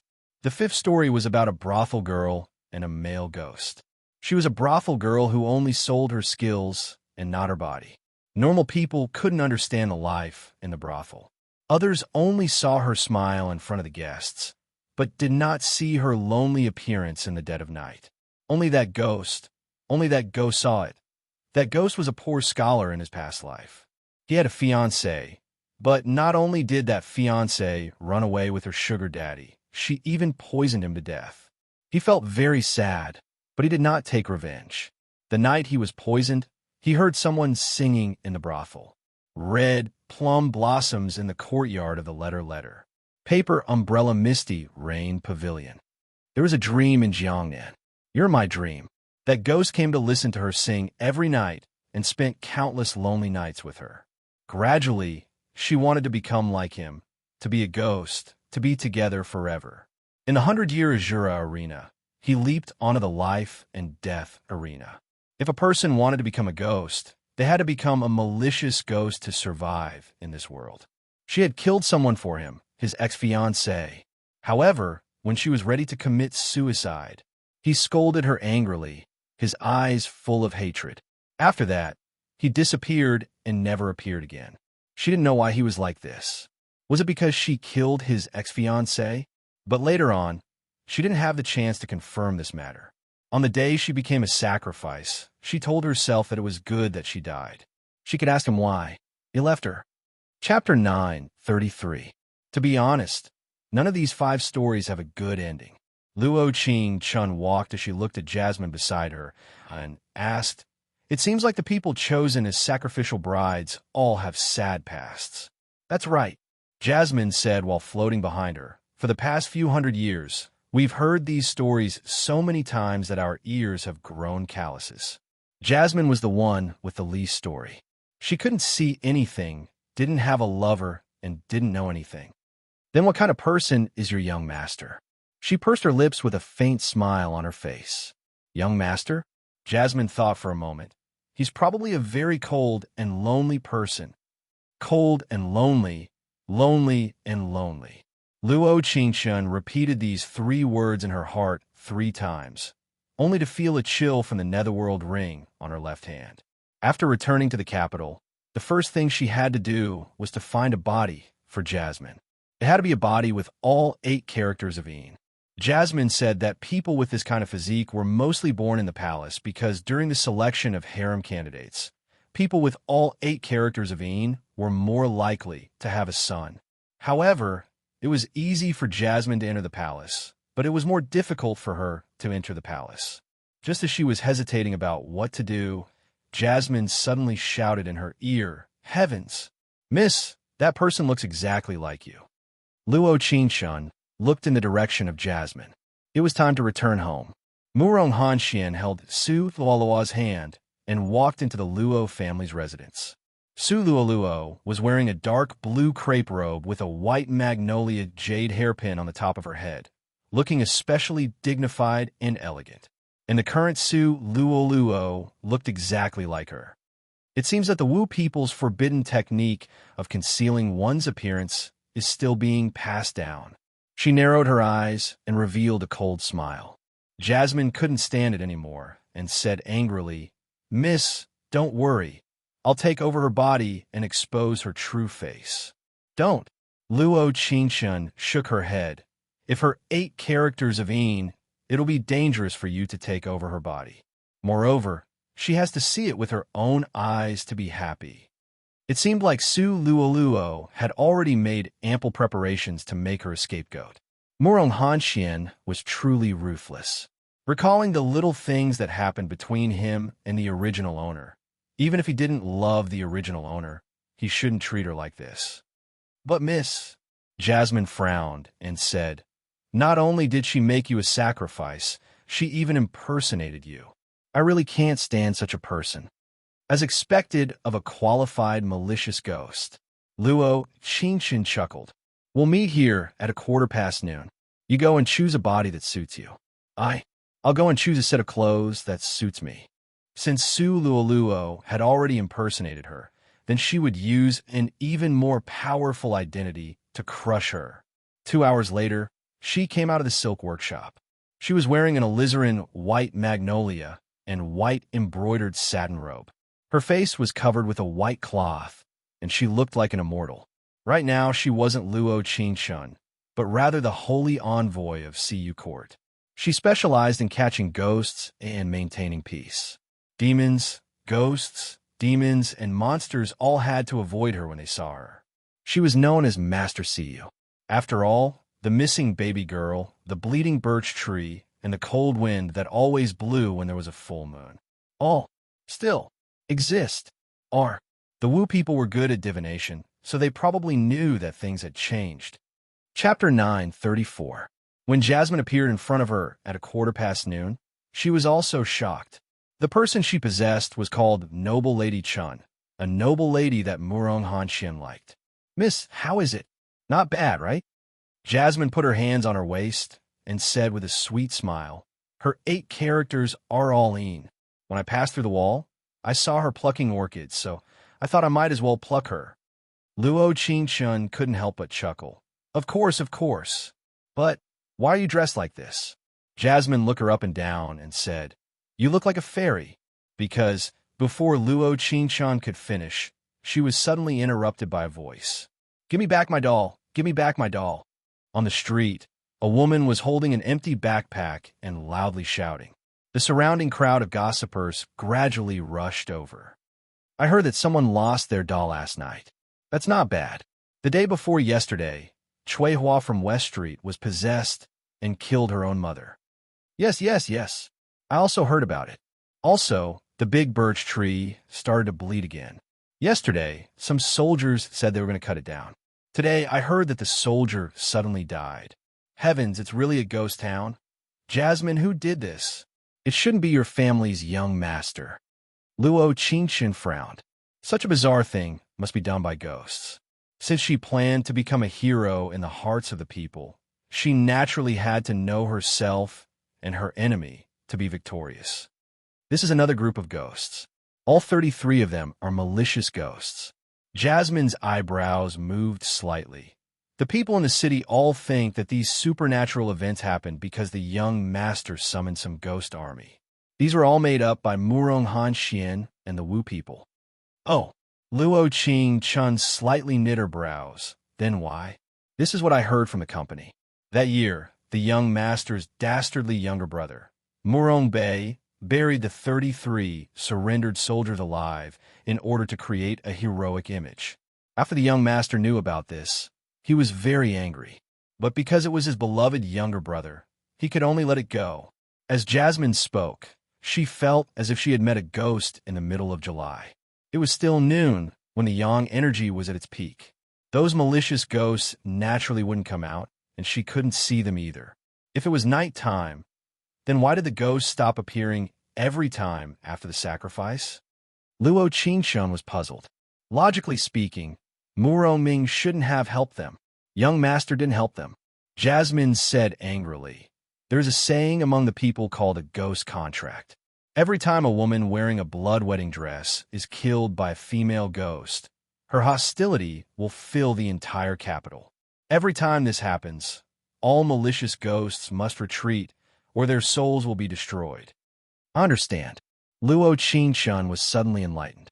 The Wu people must have known about this, so they used the excuse of offering sacrifices every year to cover up the murders committed by the Murong clan. She really was brave and resourceful. That meant that the matter of Su Luoluo and her being swapped wasn't just Su Luoluo and Murong Hanchuan's idea. Her mother, the witch lord of the Wu people, must be very clear about it. This was a huge conspiracy. Chapter 9:35. As soon as her voice fell, she flicked her sleeves and walked towards the panicked woman. Everyone saw that she was dressed in white, and they all stopped what they were doing. When I passed by this place, I felt that something was wrong. Did something strange happen here? She waved her right hand, and the exquisite ring glowed with a faint golden light, but her eyes were cold. The panicked woman seemed to have found a life-saving straw and crazily rushed forward to grab Luo Qingshun's clothes. "Grandmaster, please save my child, save my child." Luo Qingshun roughly listened to the panicked woman's words and then pretended to calculate with her fingers Malicious spirits are rampant, so there must be evil spirits in the land of nobility. If you want to break this calamity, the one who tied the bell must untie it. Grandmaster, Grandmaster, what should I do? The panicked woman was still kneeling on the ground. She looked at the white-haired woman in front of her, who looked like an immortal with a white cloth covering her face. She said, "Tonight, I will temporarily suppress these malicious spirits. As for whether or not I can save your child, I can't guarantee it. But after tonight, I will leave this place. I'm afraid this calamity will be hard to break." When she finished speaking, Murong Hanxian and Su Luoluo just happened to walk out of the Luo family. Su Luoluo heard this, and her petite face instantly paled. Her hands tightly held onto Murong Hanxian, afraid that she would lose her footing. "Chani, this servant is here. If nothing strange happens tonight, then bring this great master into the palace tomorrow." Murong Hanxian frowned slightly, and a complicated emotion appeared in his eyes. Imperial Palace, Supreme Harmony Hall.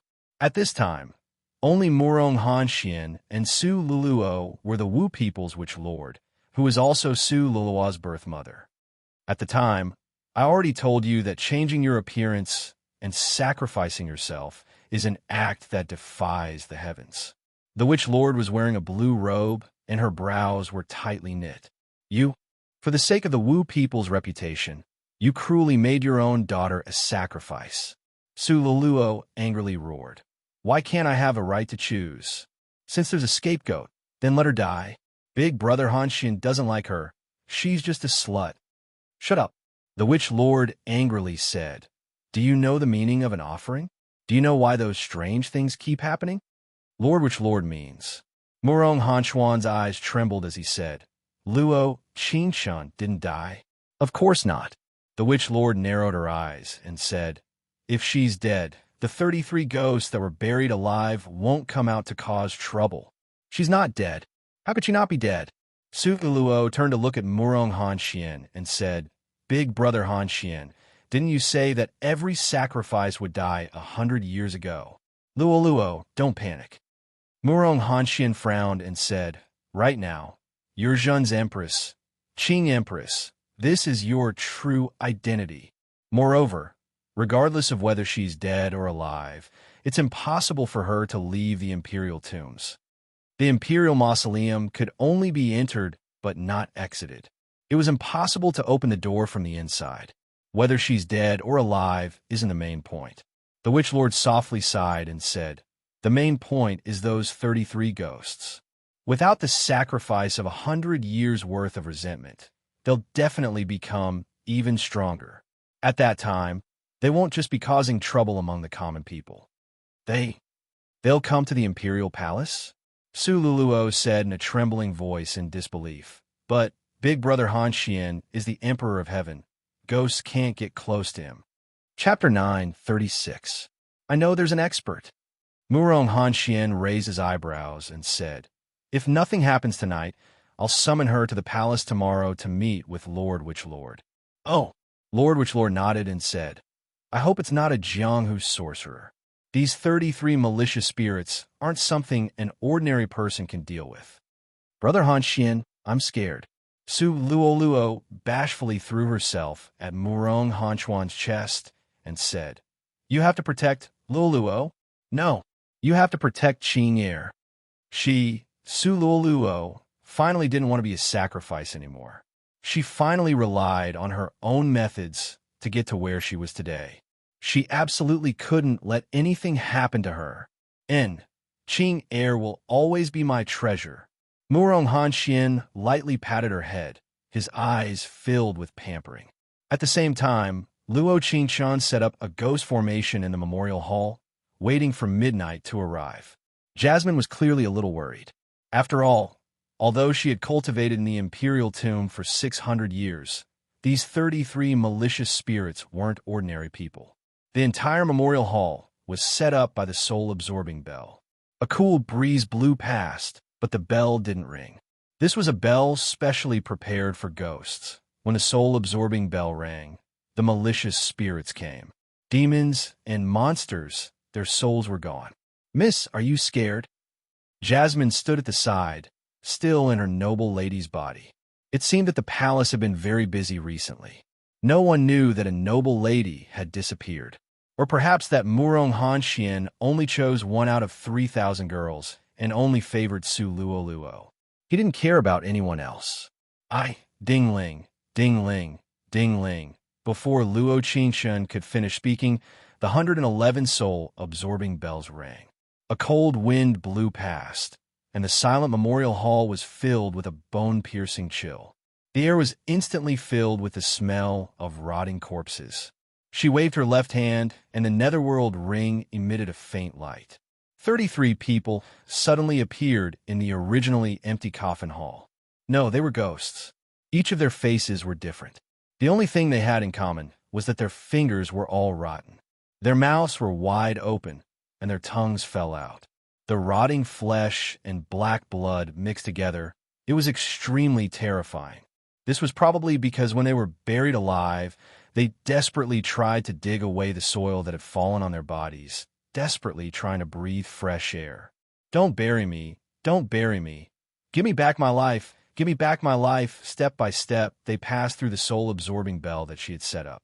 They raised their heads and opened their mouths as they slowly walked toward her. "Since I let you show yourself, I naturally have a deal to make with you." Luo Qingshan frowned, feeling somewhat uneasy. These ghosts did not have brains like Jasmine and the others. Instead, they moved towards her like walking corpses. Did they not understand what she was saying? Or were they deliberately not listening? The stench of rotting flesh in the surroundings grew heavier and heavier. Drops of blood, mixed with the stench of rotting mud, filled the ground with an incomparably foul stench. "Miss, they're too vicious. You only have killing in your eyes. You shouldn't stay here for long. Miss, please leave first." Jasmine narrowed her eyes. She couldn't see the direction of the malicious ghosts. As a ghost, her body was blind. In that case, Luo Qingshan narrowed her eyes and coldly snorted, "If they turn into ashes, don't blame me for being too ruthless." As soon as she finished speaking, she jumped and directly reached the center of the soul-absorbing bell. She was surrounded by malevolent and badly mutilated malicious ghosts. Chapter 9:37. She narrowed her eyes, and the exquisite ring on her right hand shone with golden light. Wherever the light went, there would be popping sounds. The malicious ghost let out a mournful wail. The soul that came into contact with the golden light was actually burnt to a crisp. The one who seemed to be the leader roared, "Kill, kill, kill her." As soon as the voice fell, the 33 malicious spirits began to emit a faint blue light. The light gathered in one place and suddenly shot towards Lu Qingshan. She frowned and blocked with her right hand, but she didn't expect the power to be so strong that it directly knocked her to the ground. She felt something sweet in her mouth and spat out a mouthful of blood. "Miss, don't come over." Lu Qingshan gritted her teeth, her eyes bloodshot. "You can't see, you're not their match." She narrowed her cold eyes and looked at the malicious spirits that were about to tear her apart. Her mouth curved into an extremely terrifying smile, and she muttered, "You're courting death." She didn't know why, but she knew that she wasn't completely confident in dealing with these 33 malicious spirits. But the heat and excitement in her heart made her feel excited. The moment the ring cut through her soul, she enjoyed the extreme pleasure. The two sides continued to fight for hundreds of rounds. Lu Qingshan was covered in blood, and the blood in her eyes was getting thicker and thicker. It was as if she was the messenger of hell, standing in the abyss full of blooming spider lilies. PFFF. She spat out a mouthful of blood. Her lips curled into a smile as her clear eyes gradually became dark and gloomy. The mute voice said, "If you want to fight, then continue. If you want to listen to my deal, then surrender." When the malicious spirits heard this, they all stopped and stood stiffly in place. For some reason, the woman in front of them had a faint golden light on her right hand and a faint dark light on her left hand. Her snow-white skin appeared ice-cold under the moonlight. The faint smile on her lips was like a flower that bloomed from hell. Her body was covered in blood, but her smile was so terrifying. The leader of the malicious spirits let out a long cry. The ghosts seemed to have received an order, and their originally stiff bodies began to move forward. Oof. She snorted coldly as her eyes turned bloodshot. She took out the 9-section moon whip and sneered. "Since you want to have your souls destroyed, I'll gladly oblige." "Host, you can't do that. You'll die too." The system's voice sounded in her mind, but at this moment, she seemed to be occupied by an unknown thought, and her mind was filled with bloody, murderous intent. The exquisite ring emitted a faint golden light, but after a while, that golden light turned dark red, surrounding her layer by layer. His right hand gripped the 9-section moon whip tightly, and there was almost no warmth in his deep eyes. Dark talismans filled the sky, and the ghost's bloody eyes were filled with extreme fear. At this moment, they were truly afraid. At the beginning of the world, everything was in chaos. It was a tribulation that left evil spirits in the world of the living. I sacrificed my body to the divine artifact, but whoosh, whoosh, whoosh. Just as she was about to finish her prayer, her left hand trembled slightly, and the netherworld ring shone brightly with blue light. In an instant, the surrounding wind whistled, lightning flashed, and thunder rumbled. The temperature suddenly dropped. Her eyelashes trembled, and her originally murderous mind seemed to have cleared up. The exquisite ring fell to the ground with a clang. It rolled twice, and with a faint golden light, returned to her right hand. When she looked up again, a familiar back appeared in front of her, emitting an eerie chill. Chapter 9:38. When she fell into a warm embrace, that person whispered in her ear, "Are you crazy?" After that, there was a long period of darkness. He gently picked her up, a cold light flashing in his eyes. The moment he raised his eyes, a tearing golden light appeared between his brows. In that instant, all the malicious spirits knelt down and cowed out. This night was destined to be an extraordinary night. The sky and earth changed color, and the gates of hell opened. When she opened her eyes again, she was already in a unique inn. Jasmine sat on the side, carefully bandaging her wounds. She felt that her memories from before were a bit blurry. She knew what had happened, but she couldn't accept it. At that time, she didn't feel any pain, and her mind was filled with bloody slaughter. She could even use mutual destruction to complete a mission, just for the pleasure and the smell of blood. But now, it hurts. She frowned slightly, grimacing in pain. Jasmine looked at her from the side and said with admiration, "Miss, your performance at the Memorial Hall was too brave. It should be terrifying." Luo Qingshun narrowed her eyes and replied with some embarrassment, "You're crazy." A cold voice sounded from not far away. She slightly raised her eyes and saw the person standing by the window. Murong Ming was wearing a black brocade robe. He was leaning against a bright moon. His rare blue eyes were flashing with a cold, dark light. His facial features were as clear as a sculpture. He was so beautiful that it was indescribable. When did you come out?" Luo Qingshun was stunned. She blinked and blinked again. She looked at Murong Ming in disbelief. If he could leave the Imperial Mausoleum at any time, why would he be trapped for 700 years? "I came out when you came out." He narrowed his eyes and looked at the netherworld ring on her left hand. Luo Qingshun suddenly realized, "You were in the ring, and then." He looked at her pale face and nodded. He didn't know why, but there was a strange feeling in his heart. As someone of his status, he shouldn't have this feeling. "Young master, you need to attend the ceremony in the palace tomorrow morning. I heard that it's the birthday of that dog emperor." Jasmine finished bandaging her wounds and said, "Young master, I'll return to the palace first." "Murong Hanchuan's birthday." Luo Qingshun clenched her teeth and said, "If we don't go and cause a ruckus, wouldn't it be too much of a loss?" "Loss?" Murong Ming narrowed his eyes and said, "The wound doesn't hurt anymore. I really don't know what's going on in this person's head. It makes me want to explore, but at the same time, I feel a little heartache. It hurts. Of course it hurts." Luo Qingshun lowered her head and looked at herself wrapped up like a mummy. "But I can't bear to see him well. If she didn't torture this kind of scumbag man and scumbag woman, it would be hard to get rid of the kindness in her heart. All the grudges from his previous life and this life would be repaid once and for all. Don't worry, he won't recover. Murong Ming turned to look at Jasmine and said, "You should go back first. During the day, the yang qi is strong. Although this body's 8 characters are all yin. After all, the imperial family has the true dragon, the son of heaven. It has a suppressive force against ghosts. Be careful." "I understand, young master." After Jasmine left, Murong Ming slowly walked to her bed and stared at her without blinking. He stared at her for a long time without moving his eyes. She touched her ears a little embarrassedly and said with a smile, "Why do you keep looking at me?" Chapter 9:39. Luo Qingshun was stunned.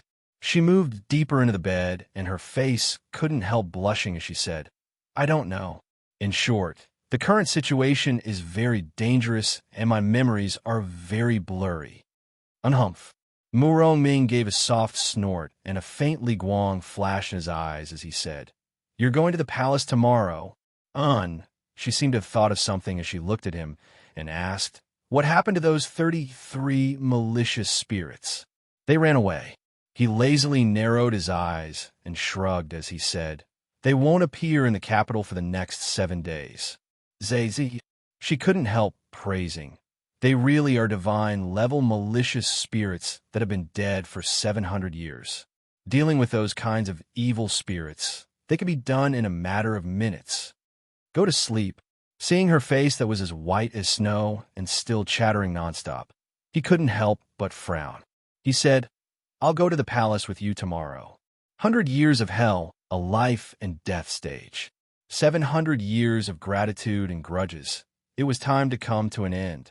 The reason why the Wu people were able to live for so long was not because of the witches or their weak divination skills. It was because they had the protection of something, and this thing's cultivation was immeasurable. Of course, it might have already cultivated into a human form. "You want to go to the palace with me?" Her brows slightly moved as she said, "I am Grandmaster Siyu. What are you? What do you hope to be?" He crossed his arms and closed his eyes as his lips curled into a faint smile. "A follower," he said in a hoarse voice. "Go to sleep." Luo Qingshun wanted to say something, but she was once again attracted by his side profile. His long eyelashes gently trembled, and his thin lips, slightly pursed, made people's hearts palpitate. It was probably because he wasn't human that his skin was as white as snow. If she didn't know that he was a ghost that had been dead for 700 years, she would have thought that he was a handsome young man. "Don't look at me like that." His deep blue eyes slightly opened as they glowed. He looked at her and said, "I'll think that you've fallen in love with me." "PFFF," Luo Qingshun chuckled. "I didn't expect you to be so narcissistic after being a ghost for 700 years. Do you know that humans and ghosts walk different paths? Who would fall in love with you?" Luo Qingshun's voice gradually became softer as she spoke. His ears were burning hot, and his heart was thumping nonstop. That better be the case. His cool breath tickled her ear as he coldly said, "Because I won't fall in love with anyone." It was the same 700 years ago, and it was still the same 700 years later. Back then, when he was the emperor, he had created an empty harem. No matter how beautiful they were, none of them could enter his heart. Loneliness and solitude walked side by side, and a bottle of sake was enough for him to pass several lonely nights. Many times, he thought that his heart was as calm as water, but every time he thought of her standing in the middle of 33 ghosts, covered in blood, with a confident smile on her lips, his heart would tremble uncontrollably. This was the first time he had trembled like this, and this feeling was so strange to him. He had never felt this feeling 700 years ago, but he was experiencing it 700 years later. She didn't respond to his words, but shrunk into the quilt and muttered in her heart, "Let's wait and see." Seeing that he didn't want to lie down to sleep, she covered him with the quilt and said, "Follower, it's already late. Remember to keep warm." Chapter 9:40. The next morning, Luo Qingshun felt like her body had mostly recovered, and the large wounds on her body didn't hurt as much anymore. When she had just fallen asleep last night, The pain had made her break out in a cold sweat, but after a while, her wounds began to feel warm. She looked at Murong Ming, who had already gotten up, and a trace of light flashed in her eyes. The feeling of sharing a bed with a ghost for the first time wasn't bad. How do you feel? His cold eyes raised, giving people the feeling of laziness, but there was a serious look in his eyes as he looked at her and said, "Your wounds, do they still hurt? You should know better than me." Luo Qingshun slowly got up. The clothes she was wearing could no longer be worn, so she could only ask the shopkeeper to buy her a new one. It seemed like the white-clothed fairy was about to go down the drain, but the name of Master C should have already spread through the capital today. The shopkeeper's eyes weren't bad as he picked out a lotus-green silk cloud-shaped thousand-water dress for her. It was just right for her to wear. The wounds on his body were still a little painful. Murong Ming had helped him tie the bow knots on his bandages. His movements weren't very skillful, but when his slender fingers brushed across her waist, it made her feel a bit nervous. "Thank you." She gently nodded and said, "That's right. Don't you need a body? Are you planning on using your soul to enter the palace with me?" "This is my body." The moment Murong Ming slightly nodded, Luo Qingshun could clearly see the broken mark on his neck. Although it was very shallow, it was very, very long. It went around his neck, making people feel shocked. "This is your body?" Her heart trembled as she felt a bit of disbelief. So he didn't appear in front of her as a ghost, but as a person who was dismembered by 5 horses and then put back together by himself. In that moment, she suddenly remembered that they had shared a bed last night. She touched her face in embarrassment and muttered, "Why didn't you say anything?" "What? Are you scared?" Seeing her take a step back, his heart suddenly tightened and there was a kind of unpleasant feeling. "Scared my ass." She blinked and said, "Who's scared? I'm just." "Master see you, Master see you, Master see you." Just as she was about to explain seriously, there was a burst of shouting coming from downstairs. Murong Ming chuckled. He looked at her and said, "You'll get famous overnight. You can experience it later." When he walked to the main street, he found that the flustered woman from yesterday was holding a 1-year-old child. He didn't know where the child came from, but the watchman found him under a big birch tree this morning. She had a small face, big eyes, and a loud cry. "Grandmaster see you." The woman immediately knelt down when she saw her, holding her child as she cried, "You're simply an immortal. Yesterday you told me that you would save my child, and today my child has appeared. Even if I become a cow or a horse in my next life, I still won't be able to repay you." Luo Qingshun's eyebrows moved slightly. She glanced at Murong Ming, who was beside her. She saw that he was masked and didn't intend to speak. As he helped the woman to her feet, he cleared his throat and said, "The matter of the malicious ghost isn't over yet. Yesterday, I said that whoever started the trouble should end it. I can suppress them for a while, but I can't suppress them forever." As soon as his voice fell, everyone began to talk. Chapter 941. The big birch tree didn't seem to have any blood last night. That's right. When I got up this morning, the candle I put by the window also didn't extinguish. The cold wind also disappeared. This great master Siyu is a true great master. Compared to the Wu people, she's much more reliable. Sure, you have to lower your voice. You can't speak carelessly like this. Everyone was talking back and forth, and it was at this time that the current emperor, Murong Hanchuan's personal bodyguard Shun Yi appeared. He passed through the crowd and arrived in front of her. He politely bowed and said, "Great master see you. The current emperor wants to see you. I don't know if you can come with this humble servant." Luo Qingshun glanced at Murong Ming behind her. His expression was still indifferent, and he didn't nod or shake his head. Chun Yi seemed to think that she was a little embarrassed and hurriedly said, "If great master wants to bring an attendant, you can go together." Ha ha ha. Muan Country's founding emperor came to be her attendant. Her heart was simply too happy. She pretended to be calm and nodded. "Please lead the way." As soon as they entered the palace, noble Lady Chun, who was possessed by Jasmine, followed them from a distance. Chun Yi led the way while respectfully saying, "Today is His Majesty's birthday. The concubines and princes are all in the main hall. Great master, Please wait in the hall of supreme harmony. This humble servant will go invite his majesty. She replied softly and looked around the sorrowful harem. Murong Ming whispered from the side, "Do you still miss this place?" He didn't know why, but he didn't like the look in her eyes. Or maybe he didn't like her showing that she cared about others. "If I miss this place, will you be jealous?" She turned her eyes, and the corners of her mouth slightly curled up with a faint smile. "I won't," he replied. "I know," she replied. The system didn't give her any points to increase his favorability. She knew that the man in front of her had never cared or liked her. It was probably because of this that when she spoke, she could unscrupulously tease him. The faint smile on her face covered the disappointment in her heart. It would be a lie to say that she wasn't disappointed. "How did you know?" Murong Ming saw her slightly bowed head and suddenly couldn't bear it. He continued, "If you were born 700 years earlier, perhaps it's right to miss this place." After a long time, she seemed to suddenly realize what he meant by his words.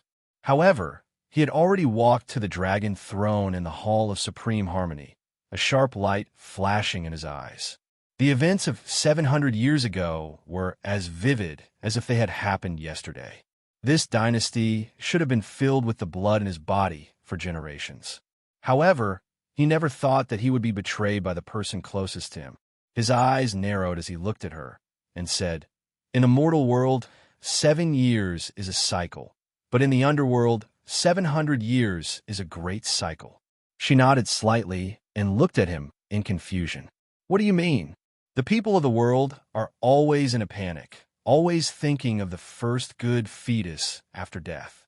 Truth be told, the netherworld also has its own set of laws." He lowered his head slightly and glanced at the words on the table. 700 years in the underworld is called eternal life. It's the cycle of eternal life.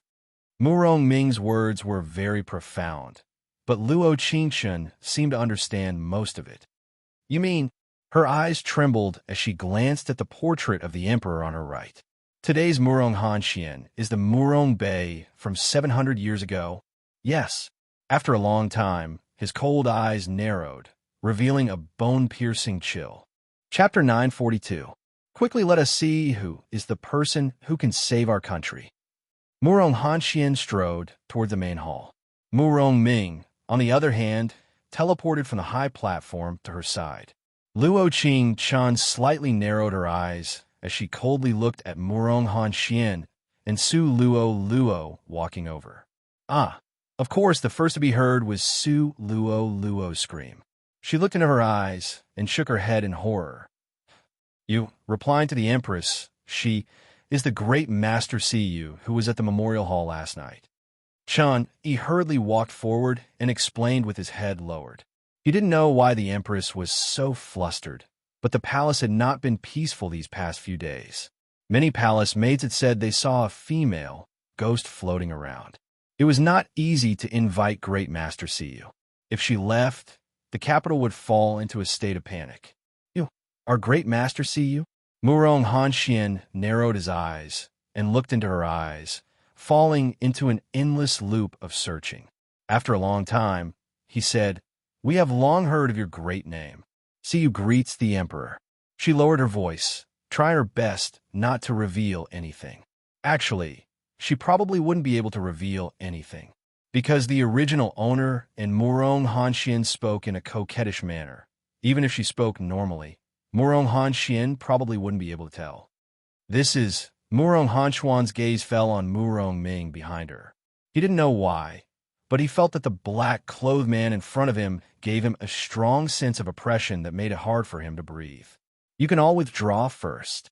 Just as Luo Qingshun was about to reply, Su Luo angrily roared and stared at Luo Qingshun with hatred. "I know who you are. Scram for me." Murong Hanxian frowned and angrily rebuked her. "Qing, don't be rude." "No matter." Luo Qingshun finally revealed a faint smile, but her eyes still fell on Su Luo. "If the Empress thinks we are Jianghu tricksters, then we will leave. As for the Imperial Palace..." "What's wrong with the Imperial Palace?" Murong Hanxian shivered as he felt an indescribable chill assault him. He was naturally superstitious about divination, which was why he attached so much importance to the Wu people who knew divination. Now that this so-called Master Siyu was able to break the 700-year-old taboo curse, she definitely wasn't an ordinary person. Luo Qingxuan didn't answer. She just looked around and shook her head. Master Siyu, please don't lower yourself to the Empress level. She is too soft-hearted. I will definitely discipline her strictly. Murong Hanxian looked at Luo Qingxuan, a faint light flashing his eyes as he said, "What exactly happened to the Imperial Palace? Jin hasn't been sleeping well these past few days. Could it be that something unclean has already appeared?" The shaman of the Wu people told her that he was the son of heaven and had the aura of a dragon. However, because of what happened 700 years ago, his aura of a dragon was less than half. However, even if it was less than half of the dragon chi that had protected the Murong clan for 700 years, it was still not enough. But now, why did he feel that it was coming to an end? Luo Qingxuan looked at the deathly pale Su Luo and finally looked at Murong Hanxian. She sighed. The 700 years of aggrieved spirits will soon occupy the entire Imperial Palace. No, Su Luo roared. You're just trying to scare us. Brother Hanxian. She's not some Master Siyu, she's... Chapter 943. Su Luo was instantly dumbfounded. The surrounding palace maids and eunuchs stood in a row and looked at her in a daze. She knew what she ought to say that would be justified and dignified. She's a swindler. Su Luo trembled as she said, "In short, don't believe her." This pair of eyes was exactly the same as the one on her body. How could she not see it clearly? Whether I'm a swindler or not, is it up to you to decide? Luo Qingxuan's eyes were fixed on her face. Her deep gaze roamed over her body as she coldly said, "Who's the swindler in wolf's clothing?" Everyone knows in their heart who's the swindler. When Murong Hanxian heard this, his heart suddenly trembled. This great Master Siyu in front of him could actually see that Su Luo's face wasn't her true self. She really was a great master. If she was in the palace, he wouldn't be afraid of any demons or ghosts. Someone come. He coldly snorted and frowned at Su Luo. The Empress isn't feeling well. Send her back to Yilan Hall. Big Brother Hanxian. Su Luo looked at him in disbelief. He actually didn't believe her. Why aren't you going yet? Yes. Luo Qingxuan narrowed her eyes and looked at Su Luo's disappointed back. The corner of her mouth hooked up into a faint smile. Because Murong Hanxian still had a birthday banquet to attend, he ordered people to settle Luo Qingxuan and Murong Ming down before heading to the main hall. Murong Ming looked around and took off his mask. It was unknown where he took out a glass crystal. The crystal suddenly flashed and fell, but this faint guang was like the stars in the night sky. It was so beautiful that it made people suffocate. So beautiful. What is this? She slightly walked forward and discovered that a sparkling drop of water had suddenly appeared in the originally empty glass crystal. Murong Ming's lips curled up as he said, "It seems that Ning-er has found her obsession." Ning-er. Her eyebrows slightly moved and she blinked. Who is it? Do you still remember the 5 stories that Jasmine told you? Murong Ming raised his right hand and put the glass crystal into his chest. His azure eyes flashed with light. I remember. Ning-er is the young miss of that big family. She found that fox. Murong Ming said lightly. She left this tear to prove that the fox did not betray her. What do you want these tears for? She blinked and asked him. 100 years in the Azura arena, leaping over the arena of life and death. He turned his gaze and said with some gentleness in his eyes, I want 7 drops of tears. They're the 7 people who entered the Imperial Mausoleum in the past 700 years. What's with the He looked up slightly and squinted lazily at her. Including you. I won't cry. Luo Qingxuan pursed her lips and said, I don't have a century-old obsession. What's there to cry about? She turned her eyes away slightly, a faint emotion in her eyes. He seemed to have sensed it, but he didn't say anything. He just nodded lightly and said, That's true, within the Ripple Wave Hall. Get out! All of you get out! I want to see my mother. Su Luo threw the porcelain as she angrily roared. I want to see my mother. But Empress, today is His Majesty's birthday. Madame Luo and Master Luo are both in the front hall. The maid on the side hastily knelt and trembled. When Su Luo heard this, her heart suddenly trembled. She couldn't panic. She couldn't panic. She was the daughter of the Luo family. In the next second, she bit her lips and said, Go and ask Lord Shaman to come to Rippling Waves Hall. Chapter 944. After which Lord heard everything she said. His brows tightly knit together, and he didn't say a word. Mother, that woman called Luo Qingshun has already come out. If we don't think of a way, I'll be exposed soon. It's impossible for her to come out. Which Lord looked at the somewhat crazy Su Luo and said, Luo, you have to know that if someone could come out of the imperial tomb, then that terrifying person would have already come out. Mother, you have to believe me, it really is her. Su Luo firmly bit her lips and said, I've always hated those eyes of hers. I've always liked to stick to Han Xian Gij's eyes. Even Han Xian Gij said they were beautiful eyes. How could I be wrong? Why didn't everyone believe her? Everything she said was true. Why didn't they believe her? Your condition hasn't been very good recently. You should rest more. Which Lord knit his brows and didn't say anything else as he turned and left, leaving Su Luo alone in Elon Hall. The feeling in her heart was hard to endure. Everything had been going so smoothly. How did it suddenly change? Murong Hanchuan's birthday celebration had been going smoothly, but the moment it ended, the sky was suddenly dyed a dark blood red. The faces of the Wu people changed, and even Witch Lord turned pale with fright. Luo Qingshan knit her brows and looked at the sky outside the window. She turned to look at Murong Ming and said, Did you do this? No. He narrowed his eyes, and there was a deep chill in his eyes. After a long time, he said, What will come in the end. She slowly turned her eyes and looked at his deep eyes with a bit of confusion. After all, she didn't know why he wanted to come to the imperial palace with her. Could it be that there was something powerful here that forced him to come? Shio, just as Luo Qingshan was about to ask, a white light flashed by the window. Ning-er. His eyes narrowed, and he chased after Ning-er. When Luo Qingshan saw this, she quickly followed. Murong Ming wanted to jump onto Elan Hall's roof, but he suddenly stopped. What's wrong? Luo Qingshan looked around and said, Where is Ning? Did she come back? Where's their fox? You have so many questions. Murong Ming raised his right hand and slowly wrapped it around her waist. Then, he leaped onto the roof.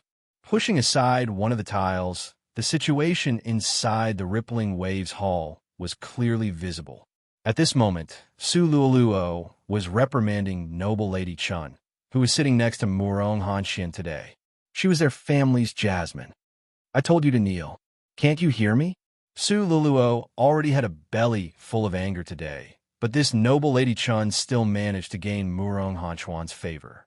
She heard that she and Murong Hanxian were chatting and laughing in the main hall today. They were very happy, since he liked to throw himself at her. Then he shouldn't blame her for being merciless. Jasmine rolled her eyes and collapsed on the chair. She looked at her with disdain and said, I'm not listening. I'm not listening.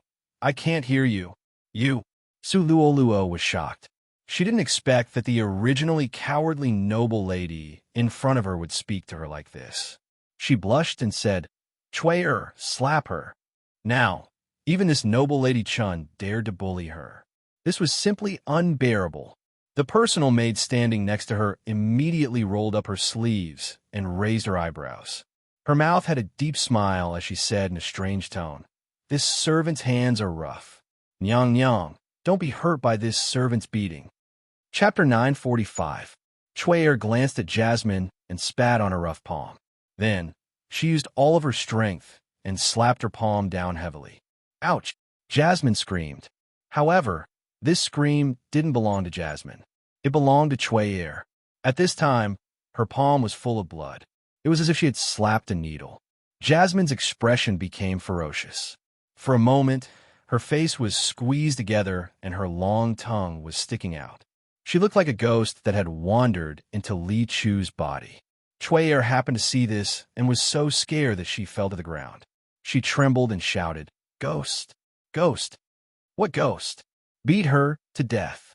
The moment Su Luoluo turned around, Jasmine had already returned to her original state. Her ferocious and angry appearance made Luo Qingshan sigh on the roof. Some people were ghosts. They looked ugly, but were clean. Some people were humans. They looked good, but were no more than walking corpses. Just as Chui stood up, trembling, a gust of cold wind blew. The wisp of white soul shadow entered Chui-er's body with a whoosh. Her originally pale face instantly bloomed with a smile. It was as strange as a flower in a drop of blood, emitting a gloomy aura. "Oh, Your Highness, do you want me to hit her?" An enchanting voice sounded with a touch of sharpness. Jasmine, who was sitting on the chair, had her eyes lit up. The corner of her mouth curved into a faint smile. There was a joy of meeting an old acquaintance after a long separation. Everything was understood without words. "Yes, don't you understand human language?" Su Luoluo stood with her hands behind her back and roared. "Beat her until she kneels and begs for mercy." "Ghost!" Ning, who was on Chui-er's body, chuckled. She raised her eyebrows and said with a charming smile, "I'm afraid there are more ghosts than people here." Su Luoluo would never know that there were two ghosts in this brightly lit room. "What did you say?" "Yeah." Before Su Luoluo could speak, Chui-er had already walked forward. She quickly grabbed Su Luoluo's neck and slowly lifted her up. Her originally normal eyes suddenly became bloodshot, filling her entire eyeball. "I don't like fighting. I like killing more." She suddenly pushed her away, causing her to crash heavily into a stone pillar. Blood instantly flowed out from the back of her head. "Blood. It's the smell of blood." She tightened her grip on Su Luoluo's neck. Su Luoluo held her hand tightly. Her tongue was already sticking out, and her eyes were bloodshot. Bang! How bold of a ghost to actually harm the Empress. In the blink of an eye, just as Su Luoluo was about to become the same as her, the shaman priest arrived. Ning frowned and turned into a wisp of white smoke, preparing to escape. Unbeknownst to him, the Grand Magus Zhu raised his staff, and golden light immediately shone brightly around him. Luo Qingshan was just about to help Ninger escape when Murong Ming narrowed his eyes. An extremely powerful dark blue light appeared in the air and suppressed the golden light of the staff. "Sir," Ning-er's eyebrows relaxed, and she quickly left under the protection of someone. For some reason, at this moment, Luo Qingshan seemed to admire Murong Ming, who was standing beside her. He didn't seem like a wild ghost who had died 700 years ago. Instead, he gave off a very noble feeling. With a faint sense of mystery, he gave off an unfathomable feeling. But such a person, as he said, would not fall in love with anyone. Chapter 946. After Ning successfully escaped, Luo Qingshan and Murong Ming had already jumped off the roof, intending to leave through the side door. But they never thought that the shaman's voice would slowly ring in their ears. "Since an important guest has arrived, why don't you meet her?" "Ma, Lord Shaman." Cough, cough, cough. Su Luoluo covered her neck as she coughed dryly. Her eyes were unfocused, and her entire body couldn't stop trembling. Luo Qingshan glanced sideways at Murong Ming. His expression was still indifferent, and his eyebrows were slightly raised. She couldn't see any nervousness, and he didn't give her any suggestions. She narrowed her eyes, and with a flick of her sleeve, she walked towards Elan Hall. At this time, Jasmine was still half leaning on the chair with a leisurely and contented look. Now that the young lady and young master were here, she didn't need to worry at all. Although she couldn't completely deal with these Wu people, for Murong Ming, it was simply too easy. This must be the great Master Siyu that His Majesty mentioned. The shaman sized up Luo Qingshan and then glanced at Murong Ming beside her. His fingertips couldn't help but tremble. Although the woman in front of him had a white veil covering her face, she gave off an especially indifferent feeling. The man beside her had a deep and languid appearance, but he gave off a terrifying feeling as if he could devour one's soul.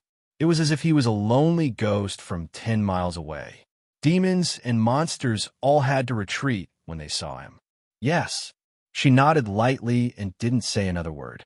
What great master see you, you're lying? Su Luoluo crawled up from the ground, blood dripping from her head.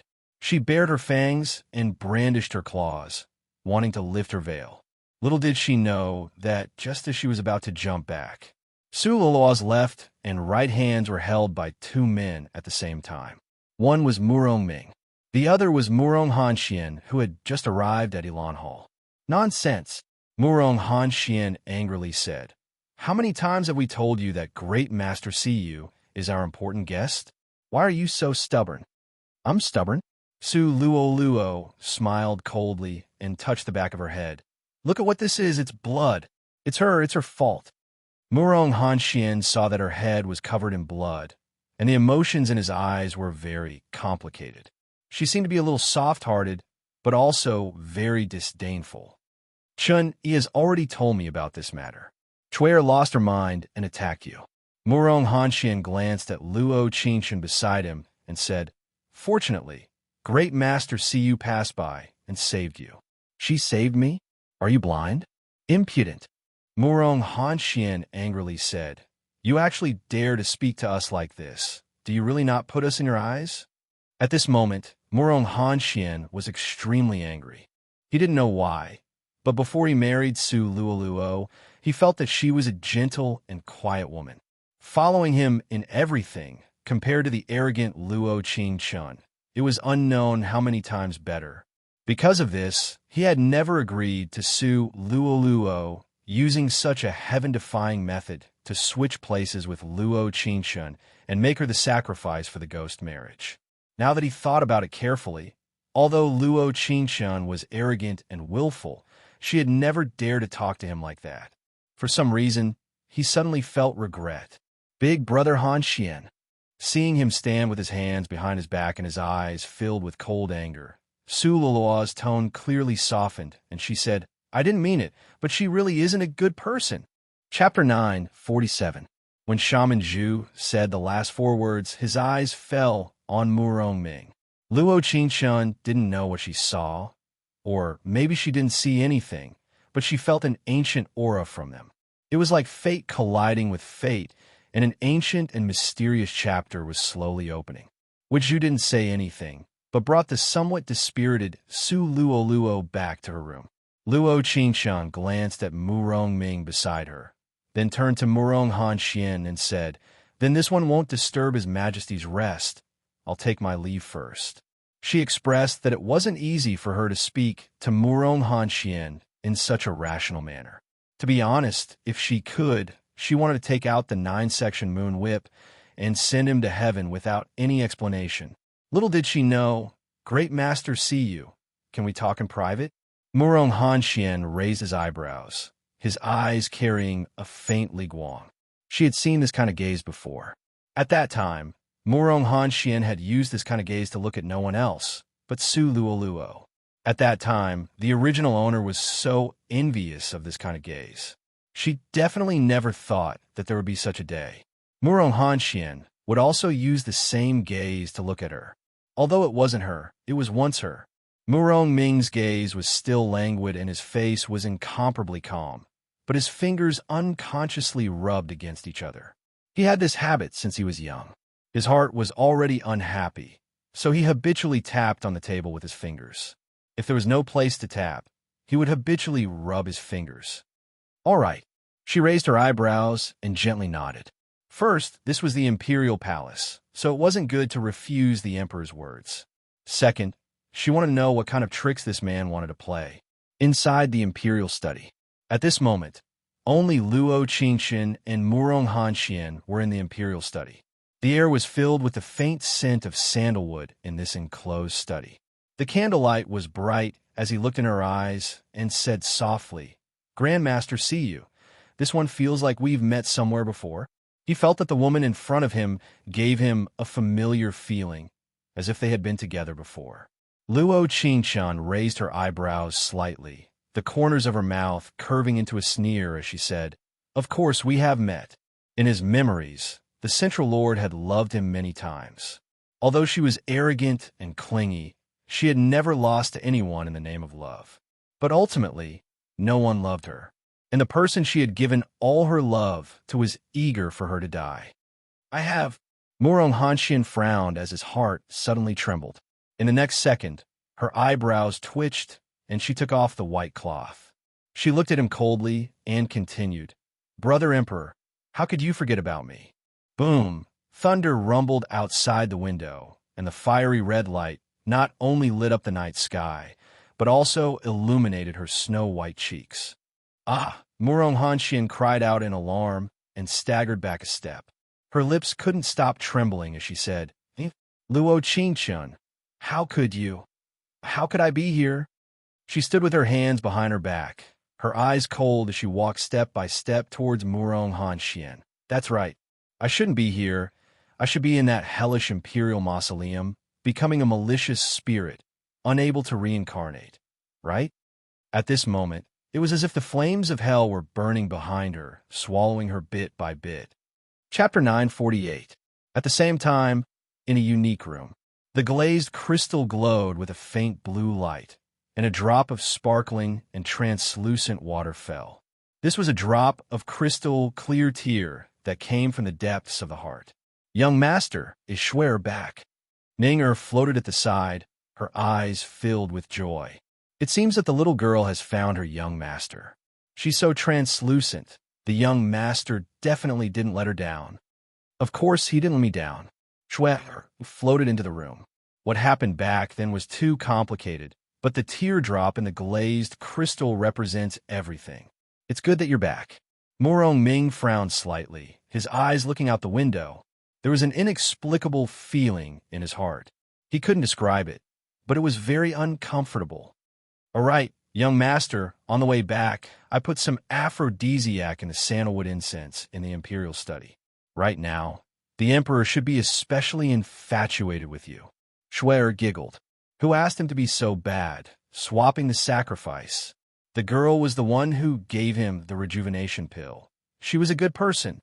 Aphrodisiac could confuse a person's mind, making a man have a special yearning for the girl in front of him. In short, it was a special joy. "What?" Murong Ming snorted and disappeared from the room in the next second. "Where is young master going?" Before Schwer finished speaking, Murong Ming had already disappeared into the endless night. The sky was still suffused with red lightning, revealing a touch of gloominess. "Why did you put aphrodisiac?" Ninger looked at her with a puzzled face. "The girl doesn't like that dog emperor now." Schwer pouted. "But why is young master going?" Could it be that he's worried about the girl? You dare to ask about young master's matters. After coming out, your courage has grown a lot." Ning seriously reminded her. "Young master treats the girl differently, but unfortunately, young master doesn't know. You know, Jasmine and I both know." Along the way, Murong Ming almost teleported to the imperial study. At this time, Murong Hanshin was looking at Luo Qingchun affectionately and said gently, "Qingchun, I was wrong in the past. It's me who doesn't understand. The best thing is that you're always by my side." Luo Qingchun's eyes narrowed as she looked at Murong Hanshin in front of her with some confusion. A second ago, there was a trace of fear in his eyes, but in the next second, they were as tender as water. What was going on? She stopped in her tracks and took a small step back, keeping a distance from Murong Hanshin. She looked at him coldly and said, "Today, I'm confessing my identity to you for one reason." She paused for a moment before continuing. "From now on, we are absolute enemies." Murong Hanshin, listen carefully. I won't let Su Luoluo off. I won't let you off either. This was her purpose for coming to the palace. There was no need to be coy. Hatred was hatred. Su Luoluo. Murong Hanshin was slightly stunned and said with a self-deprecating smile, "In the end, we are still that kind of person. The more we can obtain something, the more we want it. But as long as we obtain it, we don't feel that this person is that precious." "You're quite honest." She coldly snorted and said, "There will soon be changes in the palace. Take care of yourself." No, in the next second, He rushed forward and grabbed Luo Qingchun's hand. Qingchun, you will protect us, right? In the past, you always protected us.